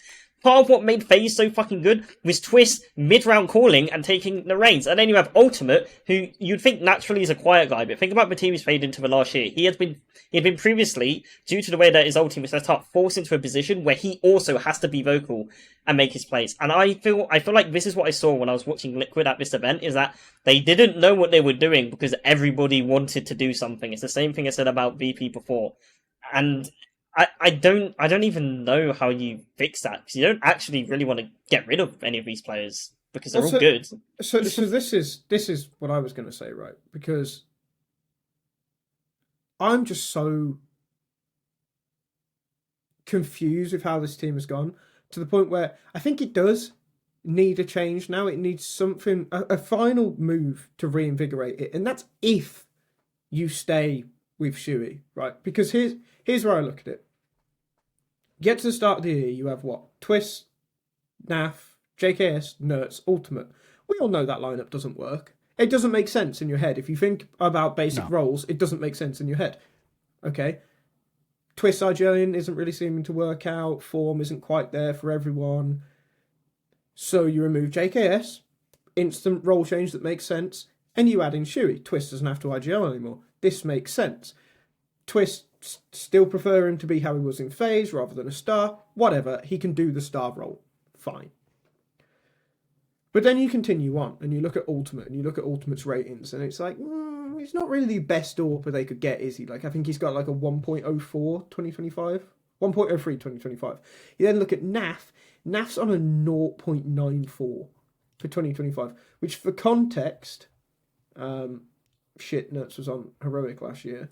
For context, 2024, 1.14. He has gone down 0.2, which is a massive jump. Huge. Right. Nerds, 2025 rating, 1.09. Last 3 months, 1.02. Like, this is a team underperforming on all aspects. And in the interview, Naf talks about the system and how everyone in the system wants a little bit of space. Ultimate wants to take his aggro picks. Nerds wants his space to do his thing. Twist wants his space. Sui, like Ethan said, wants his ability to make his plays or whatever. And something has to fucking give. Yeah. Is Ultimate going to be a tier 1 AWPer? No, probably not. Has Nerds' form been acceptable? No. Has Naf's form been acceptable? Is Twist doing enough?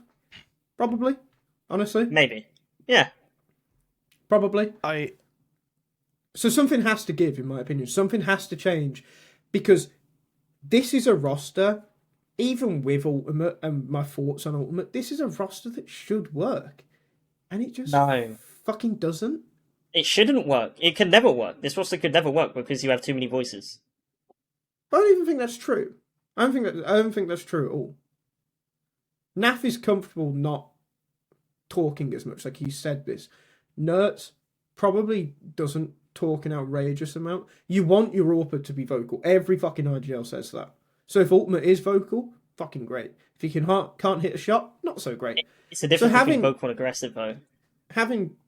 No, but every IGL says, like, I want my AWPer to be there at the start of a round, like, boss man, let me go for this pick. And then it's like, all right, Ultimate, you go fuck off to Connector, you go fuck off to Palace, take that pick, get the kill, sweet. Then we'll work off that. Like, I don't think Ultimate is so much a problem. I think Twist may be struggling to adapt. I also think maybe there's an issue with Shui. Who knows? Like, I don't see why this lineup shouldn't work. I don't think that reasoning is fair. Like, they cut one of the biggest cooks in Yakinda. I just think that confidence-wise, they're completely shot. And I think if they were to bring in a player they can really believe in, like a good AWPer. Okay, you said AWPer, but... Fine. Like, if they can bring in a piece or two pieces that they can really fucking believe in, I think this team's fortunes might turn around. I've got a crazy hot take if you want to hear it. What could save this team? No. But it's really good. It's really good. No, go ahead. Get rid of alternate and Naf, right? And hear me out. Sign Wonderful and Shush. And then you just let Twist and Nerds can be your vocal players. Wonderful can just do his fucking shitty anchor AWPing. Shush, fantastic anchor. I feel like it fixes the balance of voices and aggressive players. Yeah, and I don't know what other passive AWPing you could get. Don't hate it. I'm fine with it. Okay. Fair enough. I feel like a lot of that rests on adding Shush, who I understand is an incredible player, but in my head, the Shush for NAF move at this moment is the jump up. The Wonderful for ultimate move is just like a little bit. Well, it's less of an individual upgrade and more so balancing out the voices and the way the team is going to function. I think they're both upgrades for what it's worth. I think they need a real coach. Just on a place, they also do need a real fucking coach. They need a real fucking coach. Yeah, that is true. I actually think that is a bigger issue for them to take care of before they start doing roster moves. Is find a real fucking coach. But you're going to be looking at a mid-season move otherwise. I think. I get it, but there's too much talent on this team for this to for this to just get thrown out. Do you know what I'd maybe do? What I'd maybe do? Get that coach, like you're saying. Get Dexter instead of Ultimate. Yeah. Leave Naf. I don't hate it. Give Naf some time. Naf's earned some fucking time. Yeah, to be fair, yes. Naf has put his time in. Yeah, he's earned some fucking time. And at the end of the day, like, with the roster they've got, they can maybe afford for him to only get 0.1 back on his rating. They don't need him to be a 1.14 player. Like, they don't need that. Just need more out of an AWPer, a little bit more out of Nerds. Like, get a proper coach, get a better AWPer. This lineup could still work. So I think you were right there, Logan. They need a real fucking coach. Yeah, I completely missed that, to be fair. Yeah, me too. I think that's huge. All right. Next on the list, we're going to talk about FaZe. They're take number 2 of the week. FaZe played in this event with 2 stand-ins. Even I knew that. It was just Skulls and Simple. Thank you. I know. When you hear Simple's coming back, like that you kind of hear, you know about. So it was for Rain and for Nobody because they benched Brokey. So I guess it's for Brokey that they're bringing Simple in. He was also Nobody. But it's more of an empty slot on the roster that they're putting Simple in for. It was a bench and then a sub, not a straight replacement. So even though they were playing with the stand-in, they lost to Heroic, they beat BC Game, they lost to Liquid, and we just spent a long time talking about how Liquid are not particularly great. Yeah. And even though there are two stand-ins, right? From a purely major perspective here, can FaZe actually do anything? FaZe will make it to stage 3 of the major. They won't make it to playoffs. Why? Please expand. Please elaborate. If they make it to stage 3 of the major, it's because something fucky has happened with Swiss and the seeding. Because they're probably the second best team in stage 2. Okay, yeah, they are the second best team in stage 2. But unless FURIA power up, but then miles off Falcons. Like that gap between Falcons and FaZe is fucking it's big. huge, It's big gasm. right? Yeah. You look at stage 3 though, and I'd say even Liquid. No. Every fucking team is better than FaZe are right now. Maybe FaZe are a little better with Rain, but I don't think so. Because I don't think the roles on that team make any fucking sense. And I don't think s1mple is the difference maker people think he is. Like, maybe in terms of Brokey, because Brokey was playing like arsehole. But, like, FaZe come into this as the 9th or 10th best team. And if there's one thing that these 7 teams plus Falcons have been good at this year, it's making it out of fucking group stages. There's hope.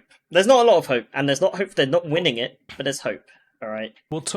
We will talk more about this on the pre-major show, but I will point out, okay, because this is specifically a major, that there are Brazilian teams in here that often do quite well at majors for some ungodly reason.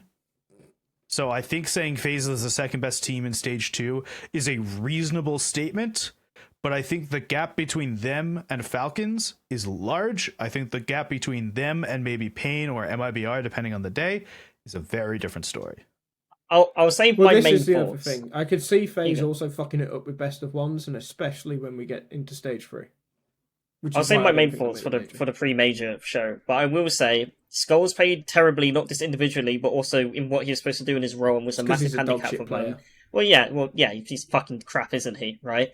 And as much as I agree that Rain is not an anchor player, and Frozen should be the fucking anchor player on this team, they're going to be a lot better with Rain. There's a little bit of hope. I'll save my thoughts for the other episode though. Not sure about that. We do need to talk about. Yeah, great.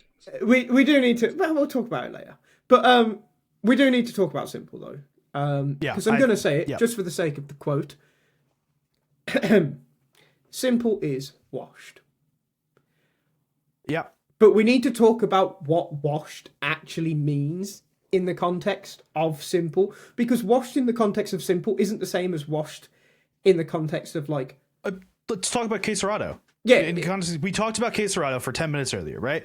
In the context of KSCERATO was on this incredible arc of being one of the best riflers in the world, incredibly aggressive riflers, and now is down to what we would consider a reasonable player at 1.1 rating, roughly, right? Whereas s1mple was literally considered the best player of all time. Yes. And he is no longer the best player at the current moment. We could save GOAT discussions for a separate day, but in a current form is not the best player in the game. Yeah, and this is the thing, right? Like, when you see s1mple, what do you expect? You expect 21, 22 s1mple? Like, you expect 1.3 something rating? Let me tell you a little bit about s1mple, right? Let me go back onto the. Let me go back onto the major. Let me get up his profile a second. Here we go. Right, stats. So s1mple, in Astana, not Astana, in Dallas, had a 1.11 rating, which puts him, for the 7 maps he's played, 0.01 rating behind Torzi, for how many maps he's played this year. Which I would say is really fucking good, by the way, for s1mple, at the point s1mple's at. But this is also why you should expect this. Because going back to 2020, right? 1.29. 2021, 1.35. 2022, 1.25. 2023, 1.18. 2024, for the 2 maps he played, 1.04, right? s1mple's downswing, whatever you want to call it, has been a long time coming. This is a player who, for whatever reason it is, right? Maybe it's age, maybe it's all those shitty outside factors that have happened with his personal life and with Ukraine and Russia. Like, all these things are like, unquantifiable, but also unavoidable. s1mple is a player who is past his peak, which will lead people to say, washed. But this is the thing with s1mple, right? s1mple's washed because of how good he is. He's still going to be like a 1.1, 1.2 rated AWPer, which is kind of just acceptable. Reasonable. When you're talking about AWPers, there's only really 3 of them that do better than that. And that's s1mple, m0NESY, and ZywOo. And 2 of them are in... and ZywOo is the other player in conversation for the greatest player of all time. Yeah, and s1mple is... m0NESY's not fucking far behind it. It may be a little early to have that conversation, but he's one of the best players in the world right now. s1mple has been in the HLTV top 24 times and only been out of the top 6 once. Like, s1mple's a fucking legit player. I think he's a bum, but he's a legit player, right? He's a pussy, but he's a legit player. Like, ZywOo, incredible. m0NESY is the best AWPer. ZywOo, best player, m0NESY, best AWPer, right? s1mple's just not on these guys' level anymore, and he's not gonna be. So, but that's okay. Get over it. He's still gonna be. He's still gonna be a top 10 AWPer in the world. I think he'll be a top 5 AWPer in the world. Think about the other AWPers that were at this event, though. He's better than basically every other one of them. Yeah, no, 100%. It's hard to. You need to define what washed is before we use it. Are we defining washed as not good anymore, or not good relative to your past peak? Right? Yeah, like, I think that's the has conversation. Is washed relative to you? Yeah, is washed Zera, or is washed like where s1mple is? And you're right. If it's relative, then a 0.2 rating loss is washed. He's washed. It's washed. But if he's still a good player, he's not washed. He's still a very reasonable, if not quite a bit above average AWPer, considering how bad the state of AWPing is in CS2 right now. And I think that's okay. This is why I think we should bring the VORP statistic into Counter-Strike. What the fuck did you say? VORP is value over replacement player. Okay, yeah. Right, okay. And so basically, the entire point of the statistic is if you take an average player, an average in said role, and you count that as the replacement player, how much better is this player than the average? Yeah. In terms of VORP, in terms of over the replacement for s1mple, if you were to pull in X AWPer off the street, still considerably better. Yeah. But the point is, it's not that he isn't going to be considerably better, because he will be. He's just not going to be what you expect him to be. Yeah. He's not going to be. He's no longer this player that can put a team on its back, which, by the way, he shouldn't even have to do with this team. But he's not the player that's going to put the team on his back. He's not going to look at fucking flamey Edward and Zeus and think, fucking hell, then come on, lads. Fucking strap on the backpack with all of them fucking dangling out, trying to pick up a fucking AK. Like, he can't do that. He's going to have some fucking stinkers. He's going to have some maps where you're like, that's my guy. Like, just accept the new norm. Accept the reality. Yeah, accept it and move on. It's okay. Yeah. You don't need to be upset about it. Just move on. All right. Heroic. No. We can't move on without. No, I forgot about the take. Do you know what? I think Ethan thought this was an insane take, but I'll let you read it and then I'll quickly comment on it. All right. From Twitter user FareedPHV. Let's go with that. Hot take. FaZe's mess can only be solved by benching Karrigan. When he is the one top fraggy and the other means he can't leave and manage his players, or he can't prepare them. Either that or by a fucking quality coach. These players are glass cannon, incorrectly spelled, shatter under pressure. Ethan? What is it with finding takes that are incorrectly spelled? Well, the community are idiots. We established this earlier, but Ethan? That's a good point. Okay, continue. When I first read this, my head was on fucking Mars. But that was because I didn't read the second bit, admittedly. But I only read the first bit first. I read, you need to bench Karrigan. Motherfucker! Who are you replacing Karrigan with? It's there to replace the greatest IGL of all time. I'm sorry. I really sorry. Has just peaked to the moon. It didn't even pick half of that up. My point was right. Sorry. All right. I'll prove it. I love Karrigan. Karrigan's one of the reasons why I love Counter-Strike. And when Karrigan retires, I will lose so much joy for this game. I think Karrigan is the greatest IGL of all time. And my point there, sorry, before I started shouting was, who the fuck do you even replace Karrigan with? That's why I was upset. I agree Karrigan's a little bit lost in the sauce right now. But that's why, when I read the second bit, I was like, okay, this is a bit more reasonable. Because my second crash out was going to be, what the fuck is Neo's purpose? What does he do? What has he ever done on FaZe, right? Karrigan has never needed a strategic coach. Maybe, you could argue maybe now he needs one with the way the roles have been and he hasn't clocked onto that. But prior to this, Karrigan's never needed a strategic coach. He always needed a vibes guy to make sure the vibes work. And when you're bringing in fucking Elite, trust me, you need a fucking vibes guy, okay? It's always, obviously it's really difficult to quantify the impact that coaches are having on their team, but I feel like when you've watched the game as much as, people like us have, right, we can see it. And I just don't think Neo brings enough to the team. I feel like they need a coach who's gonna help give Karrigan that tiny bit of extra push to making the roles work, but it's also gonna make these fucking vibes work. So the second part of the take, that's 100% agreeable. They could definitely do with a new coach. Replacing Karrigan, go fuck yourself, man. Go play League of Legends. What are you do? Go away. Get away from it. Sorry for peeking. It's time for the Messiah to speak. Oh yeah, here we go. Thanks for introducing me. So Be gone, heathen. Right. Oh, I feel like I should get a fedora now, not milady. Okay. This is a good take.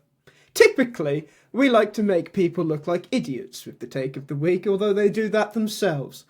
Mr. @FerryGuy7, you are on point. Not only should Karrigan be cut, Karrigan should retire.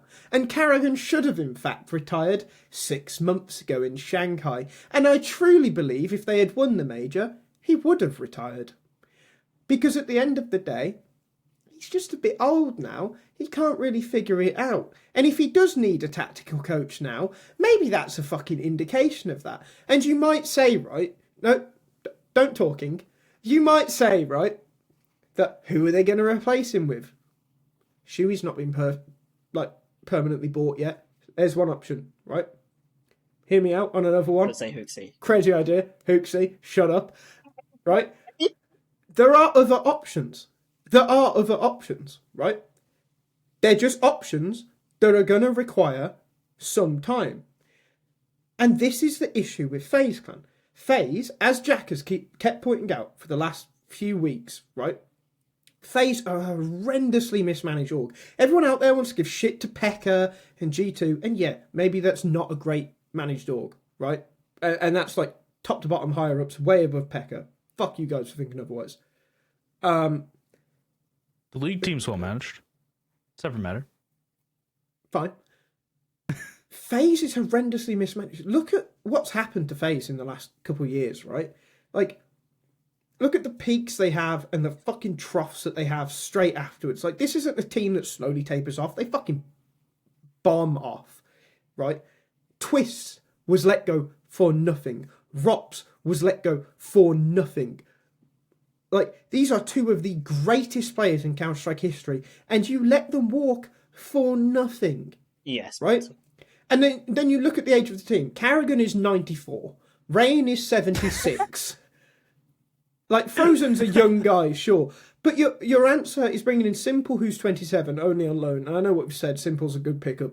Fine, right? Fine. But he's still 27 years old. Right. Who's the other prick on the team? Elige. Oh, yeah. 48 years old. Like, this is the problem. Their average age is through the fucking roof. That is poorly managing your team. And this is why I say there are replacements for Karrigan, and there are replacements for some of these players. Like, if you look at other teams around, right, go look at GamerLegion. There are 2 players there. One is an IGL, who you can replace Karrigan with. One is PR, who's going to be fucking sick. Don't pull your fucking face, man. Like, BTR for Karrigan. He's doing good work. Get him and Nash. Get him and Nash. We can't simultaneously say I feel like we haven't got to them yet. But we can't simultaneously say that GamerLegion are a legit team and then disregard one of the reasons why they're legit. Heroic have been doing good work further down with fucking LNZ or Linus, however you say his fucking name. Pick him up. Give him time. You know who else has been doing really good work this year? Fucking Krisen on OG. Right. Yeah, there are names. There are names that, yes, they are maybe not ready for FaZe Clan right now. Yes, they aren't getting good. But you've just got to sign them. Otherwise, you're going to have the exact same situation with Shuri where you might have missed your fucking opportunity. Get the average age down, get the experience in, and one day you will be FaZe Clan again. But otherwise, FaZe are just going to be Man United. Oh, I have two. That's where we're at with FaZe. They are Man United. They are a team with crap age, crap players. It's only going to get worse. Tactically, they're fucked. It's going to take a massive rebuild to fix FaZe. You might be right. I know You might be shattered my reality. I am the Messiah. Yeah.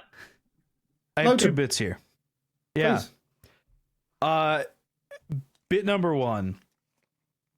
I think that if Karrigan retires, I think it would be a travesty to not see him move to a coach of a team. Yeah, agree. Whether that is the FaZe roster itself, and they use him in the way that he has been obviously very good at historically in getting the team together and prep for matches. I'm going to discount the last couple of months just for a minute. He has obviously been very good at that his entire career. And if you do not need to worry about actually playing in the game, you can focus more on that bit, which he is obviously good at. Agree. I think if you can do that and do the same kind of brain dump that we talked about North America not having into an IGL that is like a hand-picked Karrigan replacement, Like Zeus did with Boomich. Great idea. then that could work. The reason we've actually seen this work in traditional sports once recently, and I'm going to have to, there will be some explanations here, okay? Oh, this is going to be NBA, isn't it? Fuck off. No, it's American football. That's even What? worse. That's even worse. Just What listen. the fuck? Just listen for 2 Okay, seconds. just for listen the 2 sake seconds, of my okay? ears not bleeding, can you refer to it only as forwards rugby? Okay, so in forwards rugby, Yes. there is a center who is the middle of the offensive line. It's the group that protects the quarterback. Jason Kelsey, a name in which you probably have heard of. He's Yes, the one of Taylor more- Swift one. He's the Taylor Swift one's brother. Oh, right, okay. Travis Sorry. is the Taylor Swift one. Right, okay. Jason Kelsey was one of the best centers for many, many years. He retired last year. He handpicked his replacement. His replacement came in and did a fantastic job because they didn't just sit someone directly into the spot that had no fucking clue what was going on. Jason Kelsey worked with this guy, made sure this guy understood how he did things, and did the entire brain dump over a year, and basically said, this is how I hike the ball in backwards in forward rugby. Okay, this is how I call the line. This is how I point out defenses and stuff like that, in such a way that the replacement was smooth, right? That when you go from Jason Kelsey to Cam Jurgens, that there was no drop off in the Eagles offensive line. It was still one of the best offensive lines. If you could do that in real sports, there is zero reason why you can't do that in Counter-Strike. There's zero reason why you can't have the guy stand behind you and even talk to you mid-match, because you don't have the center. You don't have Jason Kelsey, who's now on like ESPN and shit half the week, going to talk to the center from the Eagles mid-match. Yeah. If you can do that there, there's no reason you can't do it here. But yeah, I think that's a perfectly fair valid. take. And this, I think it perfectly lines up with what I said as well. Like, this is a transitional period for FaZe. People need to realise that. And probably FaZe need to realise that themselves. I need to realise that. So just get the process underway. All right. We gotta start moving quickly because Yeah, we do. holy, we're an hour This and is a 35 long minutes into this. episode. You are all so fucking fortunate.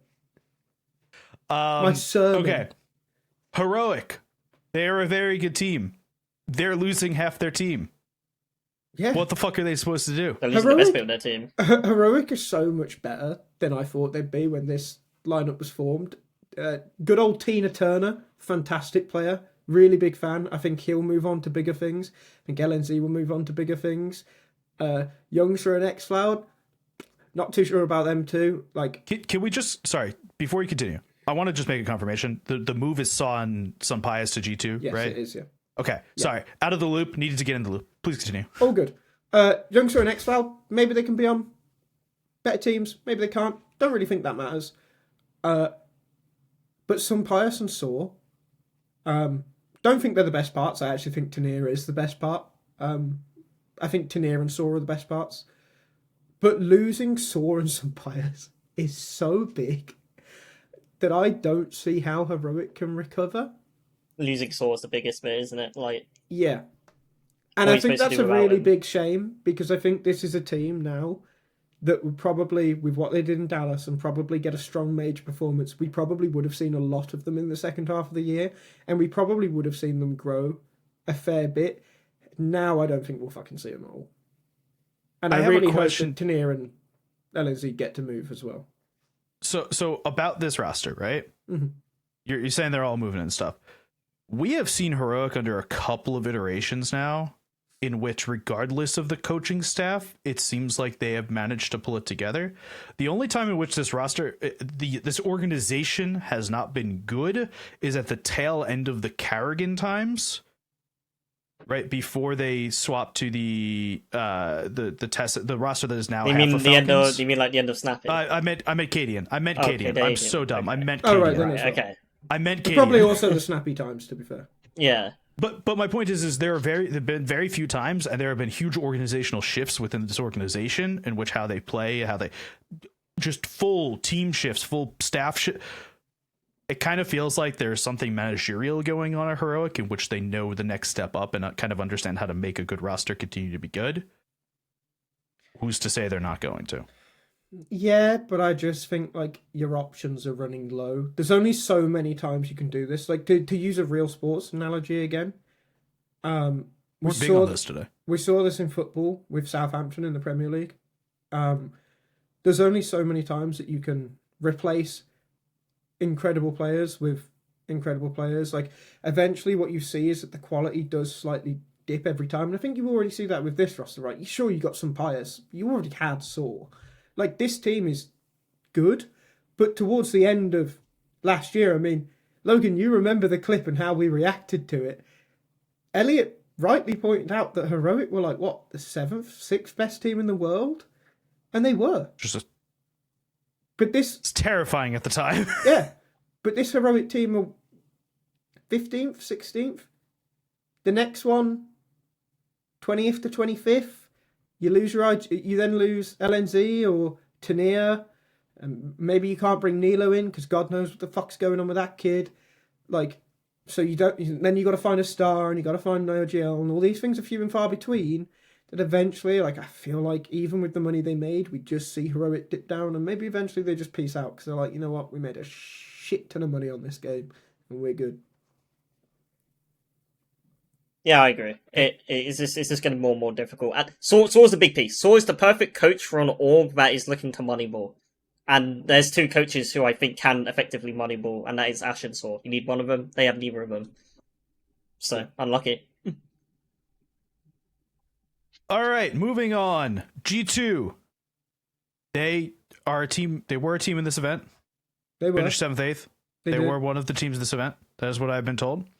I've also been told that Heavy God is quite a good player. He's very good. But like him a I've lot. also been told that MOUZ is quite a good player. He's getting better again. Yeah, he's Getting getting better there. again. And my show notes here have told me that they can build a playoff contender team, especially with FaZe seemingly all around and Navi just kind of in this huge slump for a while. Yeah. So obviously I wrote the rundown. So you have just been parroting me. I'm feeling better and better about G2. I think they are doing a lot better without MongolZ than I thought they would. I still want Snacks to fuck off. I still want Taz to fuck off. But like Heavy God and MOUZ, they are really solid building points. They are good. Obviously you're getting s1mple, you're getting Saw. That's a really solid core with a really solid coach. And going back to those players that we mentioned just, there are 3 very young IGLs that are coming up. Like maybe Saw's mad impressed by LNZ. And it's like, you know what? Fuck it, I'm bringing this kid to G2. Or maybe they make Hunter RGL and they go and get a fifth piece. I don't see why G2 can't get to this like consistently top 8, top 6, wherever you want it to be for your different kind of events, like playoff contending team. Like, I really thought they'd struggle, but I'm looking at it, it's like, all right, maybe you won't be a title contender, but maybe they could be, actually. Maybe they pick up the teams, the players that mean they can, they'll at least be playoff contenders. And that was my previous concern. That concern's gone. I don't disagree that they can become playoff contenders, and you're right. You've got LNZ out there, you got ZTR out there. If realistically you want Ash of him, you got Krisen out there, who we both think is really good. They can definitely become a playoff contending team, but for me, that is not good enough for G2. Like, G2 are one of the biggest organizations in world esports, and despite not winning the major, they have a legacy in Counter-Strike of being a big money spender and being, they're constantly trying to build towards being one of the best teams in the world. G2 haven't got their major. G2 probably, as an organization, want their major. You're not going to get your major going down this path. So yes, but you work back there, right? You wait for Spirit to unearth. Yeah, free. It will be a very slow build back to the top, and I mean over the course of years. But in the immediate future, yes, I think they can be a good playoffs team as long as they get the right replacement for Snacks. But they're not going to be a trophy winner for a very long time, and that upsets me a little bit just because of what G2 have been for the last, I don't know, how long is it? 7, 8 years? Like, Yeah. Yeah. My question is, what is the bar to be a playoff team right now? Because it does not feel particularly high. I don't think it is, to be honest. No, it's not really. And I think if you better are a than team, Aurora? right?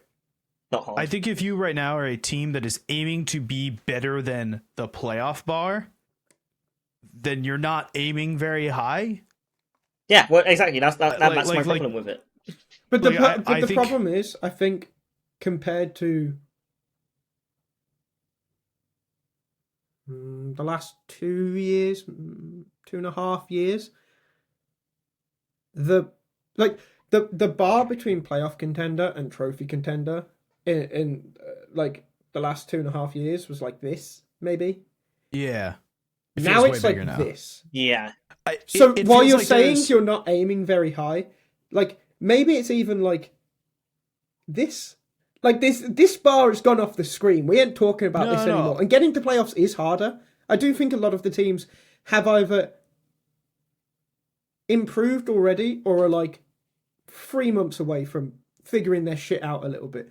So I think it's okay to strive for playoffs. I really do. I don't think that's an issue at all. Maybe for G2, but if you're saying playoffs, I'm talking specifically G2. If you're I'm not talking other I'm not talking other words. You've got to be realistic, G2, right? Liquid, FaZe. I think if those 3 big legacy Counter-Strike orgs. But I just think you've got to be realistic. I think you've got to look at Vitality and the firepower they've got over 5 players. You've got to look at Falcons and the firepower they've got over 2 players that is soon going to become 4 players. Or 5, actually. Kicksan's a baller, mate. He's fucking sick. Spirit have more fragging in 2 players than most teams have in 5, their coach and the substitute that they randomly pick up for every event.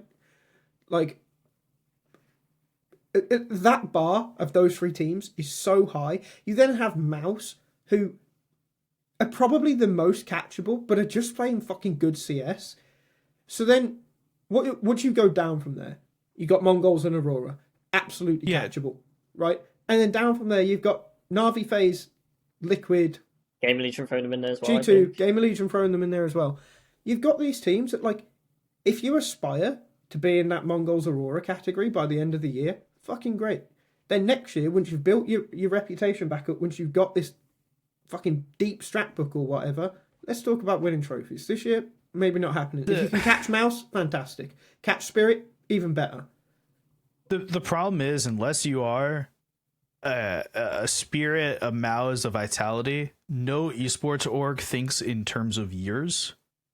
They think in terms of tournaments. And in terms of how the problem is, like, I'm sure that this is the same case in football. When I say football here, I'm talking about the sport they play in the UK. Okay. Good. I'm using the proper terminology here. Okay. I'm sure they have this in football, they have this in baseball, they have this in every sport. Every other team thinks in degrees of years, right? Now, sometimes you'll think that we are in a win now year and we need to move people in before playoffs or whatever it is.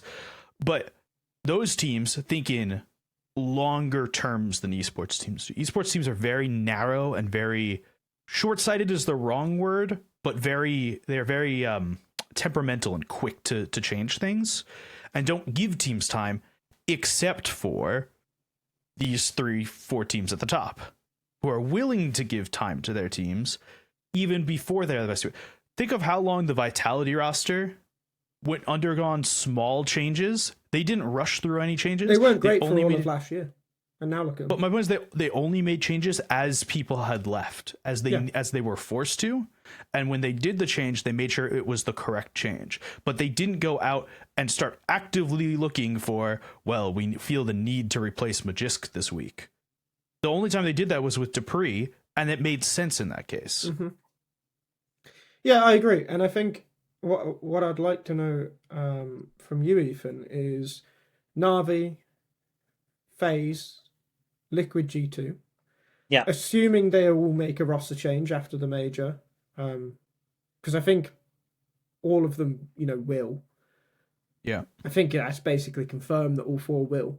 Yeah. Which will be the closest to breaking into that top 3, top 4? It probably will be G2, if I think about it. Na'Vi need so many things to fix them, as do Liquid, as do FaZe, where I think with G2 the fix is much more linear, it's much more simple. So yeah, to be fair, it probably is G2 that are going to be the closest. So yeah. Yeah. Which is quite nice to say. Yeah. Alright, moving. Otherwise we're going to be here for fucking forever. Yeah, let's blast these last ones. Let's fucking... Alright. Aurora. Not as good as their placement states. They're better than other teams, which, as we just declared, bar is low. They're not better than other teams, and right? They can just shoot people are just occasionally. Worse than them. Well, yeah, that's a great way of putting it. They're not better. The other teams are just worse. Okay. Yeah, genuinely. They're not a good team. Like I can't watch these guys and take them seriously. They don't play Counter-Strike. They play Call of Duty Deathmatch and hope it works. I would say MOUZ's got to go, but there's obviously no other Turkish IGL. Yeah, so... and we'll move on from Aurora really quickly because there really isn't much to say other than that. But Xantares, mate, you're off the baller list. That tweet, pathetic as shit. Sorry. Don't disagree, to be honest.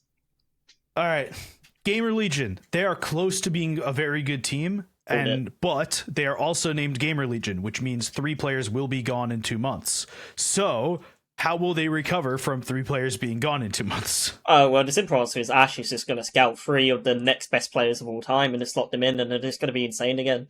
And you know what? European Tier 2 has so many good players that it's not even like this crazy thing anymore. Like, it's actually perfectly reasonable what he does, and I think it's more surprising that other coaches don't do it. Do you know what I could see Ash doing? They do lose these players because Rez has been really impressive, right? Rez could legitimately get coached. A statement which 6 months ago on this podcast would be considered blasphemy. right. PR's my nuts. God, that kid is fucking good. ZTR, he's one of the young IGLs, which means he'll get a chance. Like, they're an AWPR away from being a legit team now. Towson's still not very good, by the way, just for the sake of it. Yeah. They'll just go and buy players from Heroic. Buy? GamerLegion buy? Really? Yeah. Buy for free. Why wouldn't they do that? They've got money. They look at have the money, majors but they've those been buyouts aren't going to be, like, cheap. No, they won't be, but they'll be affordable because they'll get a pretty fucking penny for PR. GamerLegion do not fuck about with their buyouts. I don't think they need to buy. There's plenty of good. They do if players. they want to stay around at this level. I get maybe. I mean, Tanir actually. Buy Tanir. Fair enough. I will say the GamerLegion is one of the orgs that does think in slightly longer term than tournament by tournament, in which they think cycle by cycle.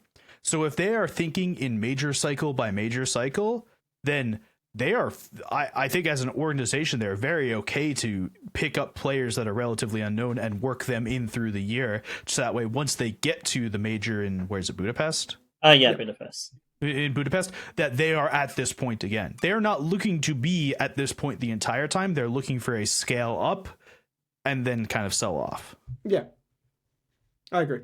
But I think we could see their attitude change at some point. I think that in terms of how they pick up the players, I think Rez was already an indication that attitude has changed. So we could see them pay a bit of money towards players from a team like Heroic. I also think that if they get a bunch of money from PR, they should give a percentage of it just straight to Ash to keep Ash there forever. Oh, yeah. I think they should. Endpoint used to actually do that with fucking Mighty Dog and the other 3 UK fucking idiots. And it's one of the reasons why they stay around. It's a very good thing to do. But, like, if you are GamerLegion, you have to realize that the power that you have is not because of the players you have. While the players are great, it's because you have this incredible coach who continuously finds the player, and you should do everything you can to keep that coach and keep them happy and want to keep them there. 100%. Agreed. All right, the Mongols, they are very slowly improving. Now, when I left Counter-Strike, the Mongols were an extremely good team. So you're telling me that they are better than they were then? I think slightly.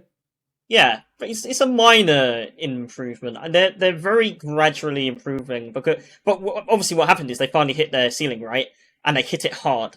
But now we're obviously realizing what the issues are. They're finally able to slowly work through them. And I think it's perfectly reasonable given the inexperience and the age of the team.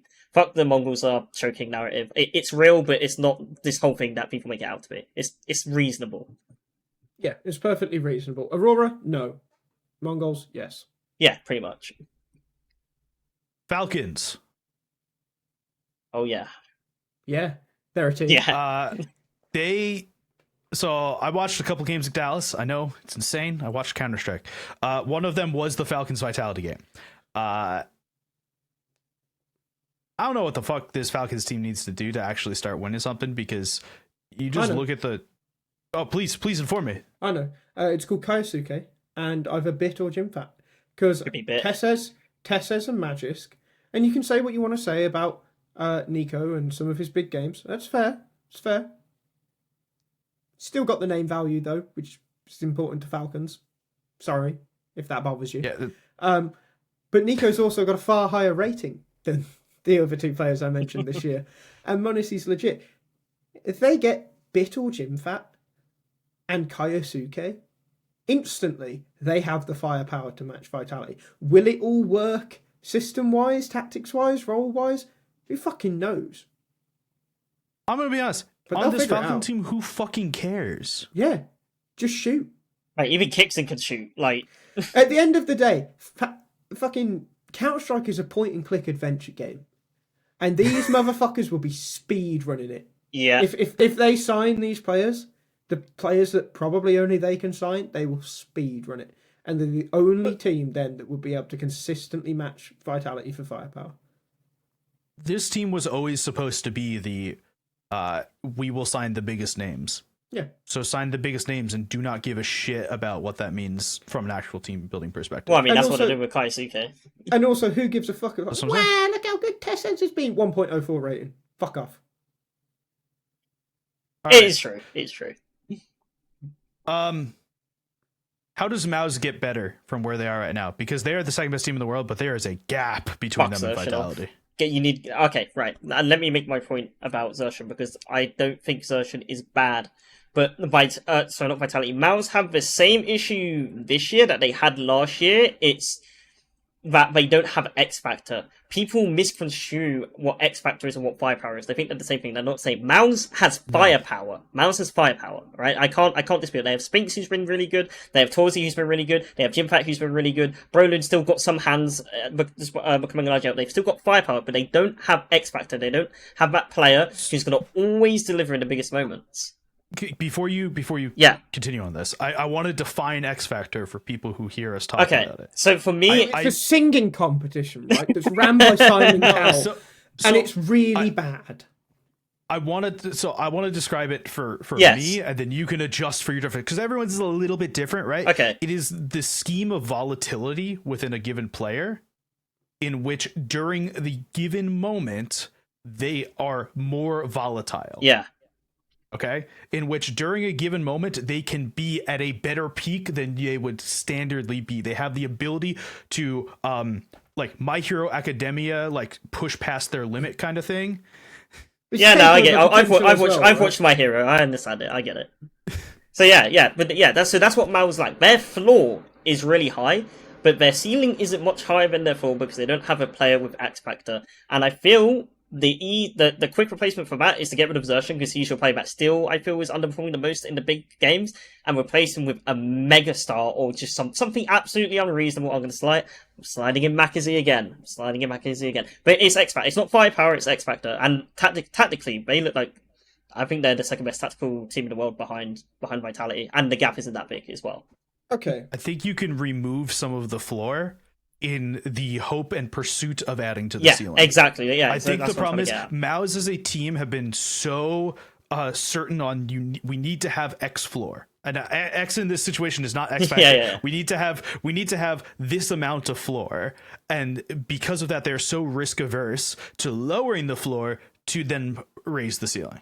Yeah. Okay. So I interviewed. Also, if you're not watching on YouTube, you just missed all the hand motions we did. So Yeah, you should just you go should on really YouTube. watch on YouTube. There's been, although I found out there is video on Spotify. Anyway, apparently, a lot of hand motions this week. Anyway. Yeah. I interviewed Nyx earlier. That's the complexity player for all those. No. That one I got. Yeah. Okay. Cool. It's a North American team. I got that one. And we spoke about PGL Bucharest, which complexity finished in 4th place, right? It's the best run they've had all year. And I asked, what did he pick up from that compared to their normal tournament performances? And he said the one thing he noticed was playing a team like these big teams in a group stage compared to a playoffs is that they all fucking level up. I'm not sure MOUZ do. I think MOUZ play at the same level all tournament wide, and this is because of the what floor consistency. Yeah, this is what the Ethan floor said thing. with the floor ceiling. And on the rundown, I said I don't know how they can improve on this 5, but I think Ethan did find the answer. I don't think with what Brolan's done, I don't think you can improve on him. Torzi, I know you can't fucking improve on. Like I know that for a fact. Spinks, you're not improving on. Jimfat, my god, if they lose him, they have to get PR. Like they're fucked. Like I don't know who else they get. Or maybe Shush and you just bank on consistency. McCarthy for Xerxon? It kind of feels like the only move. It feels like the only move. And Xerxon has been a lot better. He has been a lot better. And I think it's very harsh to look at that game against Vitality yesterday and be like, oh, look at him, he's like Xerxon in 2023. It's very harsh because he's in the roles to suffer. This is the truth of it. Players in his roles typically are group stage stompers. But you are right, they do need that X factor thing, that someone who can take over truly, that little thing extra just to put them on that level. But I'll be honest, I'm still not sure that it does it. It's literally no, they're 2018 Liquid. They didn't have that X factor, that one thing that pushed them over the line in the big important matches. I was just thinking how right now this is Vitality is the Astralis in 2018, 2019. Yeah, but in the same way not that quite, Liquid. yeah. No, because I can't. No, but it's that same discussion because at that point it also felt like the playoff bar was really low. But you had to go through those two teams. So someone said this on the Dallas desk, right? I can't remember if it was Steele or Yanko or who, but this was a conversation that they had after the final for Dallas. And I understand the analogy. And I think the analogy makes sense, but I do think it's different because for Liquid, the X factor was Stewie. It was replacing Taco with Stewie. No, I'm not saying it's a 1-to-1. Let's be very clear. Yeah. No, because but Liquid did have I think the X context. Factor, right? I think the context of what X factor. It means the same thing, but in the relative term from team to team, Exertion is still performing at a fucking high level for his role, a really high level for his role. And Stewie, just in terms of his versatility and his play style, was that little edge over Taco. No, I think I'm not sure what edge McCarthy potentially brings that's enough of an X factor to push MOUZ to the next level, and he is the only option. It's ego. I think I also think you're going to have to pry him off Navi's cold dead body because I think they're probably banking on him at this point. Yeah. I want to double back to this. I think you can compare Vitality and Astralis, but I do not think you can compare MOUZ to Liquid, because I think that Liquid at that point, and I know this is really off topic now, was a much more volatile team than MOUZ has ever been. Yeah. In this iteration. Okay. I think Liquid had lows during that era that were way lower than MOUZ's floors. I think they had higher highs than I think MOUZ's highs are right now. I also think, right, this analogy misses off one fucking key piece of context with Liquid in 2019. They faced Astralis from their Grand Slam run to the point that they were eliminated in Berlin. They faced Astralis twice. They beat them once, and then they were knocked out of the major. They beat them once in the first tournament of the Grand Slam run, whichever one it is. Pro League? No, that was the stupid iBuyPower Vegas shit that was like a piece of shit tournament, wasn't it? Yeah, no, because that was the Grand Slam wasn't one. in the Grand Slam run. It was Pro League quarterfinals. No. Yeah, so they specifically in Grand Slam. Okay. Yeah. So in the Grand Slam run, Pro League quarterfinals, Ethan's right. Liquid beat Astralis. The next two events, Astralis aren't present, and the other one, MOUZ beat them. I think it was MOUZ anyway. The point is, and the Liquid players will tell you this themselves, they were never the best team in the world. No. Like, Astralis I don't think MOUZ are either right now. No, like but my point is that Liquid were never the best team in the world in 2019. Yeah. They weren't. And the Liquid players will tell you that. They were very, very fortunate that, like, Device has fucking IBS or whatever the fuck he has, and Can't fly west, mate.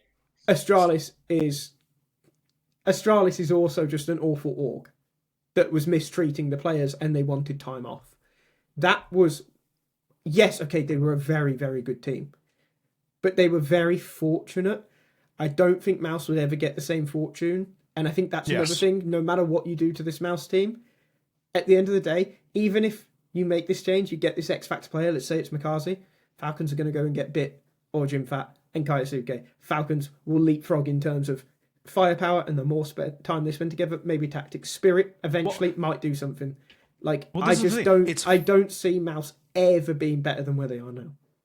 Falcons do have that volatility that we just talked about. They have so fucking much of it, which leads them to the high highs of being a very good team once in a while to the low lows of, do you remember Falcons a year and a half ago? Yeah, regardless but that's a of the completely current different roster. team. Like, that's not. But my point is even if you just take these players, right, on an individual person by person basis, they have had such high highs, but they've also had such low lows, and they're all extremely volatile in that. They are the opposite of MOUZ. Yeah. They're the anti-MOUZ. But I think with future changes, that will even itself out. So yeah, I just don't see MOUZ being better than they are now. All right, we got two more things. Thing number one, Vitality are good. Yeah, I mean, I know we talked about this at the top a little bit, but like, if they win the major, I think they can be in a conversation with Astralis for the greatest team of all time. They're incredible. I've never seen anything like it. I'm not there yet, but the only reason I'm not there yet is a trophy cabinet. It is not because of the reason of this. They won 6 in a row, man. They just need a major. I understand they won tournaments in a row, and I understand they were going to win the major, but there was a stretch of a year and a half in which Astralis was just the most dominant team. They won the 3 in a row. Right, okay. I'm sorry to cut you off, because I just feel like I know what you're about to say, and I want to say that I would agree with it, especially towards the end of 2019 when the run's coming to an end, right? Around then.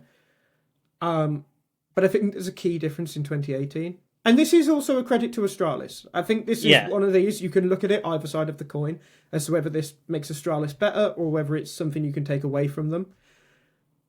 Vitality are making this era look like it's less competitive than it is, but MOUZ right now are better than they've ever been. Falcons are really fucking good. The Mongols are really good. Like, Aurora beat Vitality at the start of the year. Like, they can match Vitality, at least for firepower on their best day. Spirit are really good. We know they're really good. Me and Ethan have tons of issues with Spirit, but we won't take away from them that they are a good team, right? Vitality are doing this in an era that is post-Astralis, and I think that's the key thing, because Astralis, for at least 2018, or the vast majority of 2018, no team could touch them because they simply were playing a different game. it was legitimately like cavemen playing cunts from the year 3000. Like, the difference in technology that these people were dealing with is so different. Like, I don't think teams were ready to face Astralis, whereas I think teams are ready to face Vitality. Yeah, and that's why it's a conversation. It's nowhere near definite. It's just a conversation because they're also redefining the game in different ways. Astralis obviously redefined the game tactically to the point where look at anything pre-2018. It is a different game. It is like modern day United States taking on cavemen. Vitality currently redefining the game in the sense of how you can have immense firepower and good tactics at the same time. And the fact that you're comparing this Vitality to Astralis, I actually think, again, it is a credit to Astralis. So, yeah. All right, we have one more thing to talk about. It's the last thing on the list today. We found out just before this podcast went live that there is a new French team from a Turkish org, and Ethan and I had a conversation about this, and we needed to crash out very quickly about this, so we're going to crash out very quickly. Bear with me. Bear with me. Here we go. It's back. Here it is. Right, who's going first? Wait, hold on. I have you get 30 seconds time. I have an extra set of time from the last time I I have 15 seconds as well. Flows gets 45. How much do you get, Logan? I have no clue. I'm okay with whatever. Who's going first? Ethan, I'll go. Wait, Okay. Actually, before we start the timer, can we just explain who is on this team and what this team is? Yeah, right. Okay, so a Turkish org called FURIA, who you probably haven't heard if you only watch CS, but they're pretty big in Valorant, have picked up a brand new French team consisting of Jax, Misuta, Nivera, Davidubek, and some fucking cunt called Drak who I've never heard of in my entire life. Okay. Mention the substitute. And the substitutes. You get substitute / content creator is Scream. Yeah. Turkish org, French team, shit French team. Now we begin. Start the timer. Now we begin. 3, 2, 1. It didn't. Okay, go. Oh, fuck. Off you go. Where the fuck did they find the drugs that made them think picking up Davidubek in the big 2025 is a good idea? I haven't seen this guy since 2017, and he wasn't even good in 2017. What's he doing here? I don't understand. Drak! I don't even know who Drak. What is a Drak? Who is he? I don't know. Nivera, shit emo kid. Why is he here? Valorant player. Get him out. Jack's actually. It's okay. He should be in tier 2. But he's not shit. What the fuck is? I don't understand. I don't even understand. It's not even like if Carmain Core picked up this team, it would make a little bit more sense because it's a French organization. Why is the Turkish all picking up this team? I'm out of time. I'm sorry. I'm out of time now. You go, Logan. Have fun. It's a very simple thing. The average age of this. The average age of this team is 1 year younger than the average age of FaZe, which we just determined is 7 trillion. What the fuck are we doing? That's without Scream. That is without including Scream. I can put this conversation to bed. The Messiah must speak again, everyone. Don't worry. You will never have to watch them play. They are dog shit. Ta-da! Yes. I just don't get it, man. I just don't get it. But I do have one more thing. Okay. Before we end the podcast, there was another point about Vitality, but we'll save that for the major preview because I think it's more important to talk there. There is one final point, very important point. Ethan. Hello. Could you please phase up for me, sir? Say no, I can't. No, I can't. I can't do it. My pinky. Look, my pinky doesn't. My pinky. It doesn't. How do I get this in front of my fucking webcam?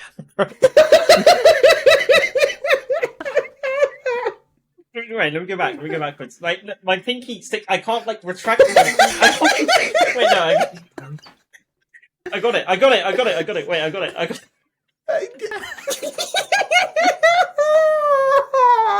There was at least a 7-minute conversation. Logan, run the outro, brother. Thank you for listening to Overtime on Inferno. You can find us on Twitter, Spotify. You can find us on Twitter at AnimoCS, at FlowsCS, and at Logan Ramhap. Ethan Flows, whatever it is. Face the fuck up, gang, with the pinky. Face the fuck up. We will be back this week on Friday. Yeah, is that the Friday. plan? We'll be back Friday. this week on Friday, and we will have the giant "What the fuck have you missed since the last major" video that we put out last time before the major in Shanghai that everyone found very helpful. And this time we will purposely make sure to put Monty in, even though they didn't make the RMR. This is the longest episode of all time. Fuck you guys. Thank you, Mac. Thank you, James. We'll see you on Friday.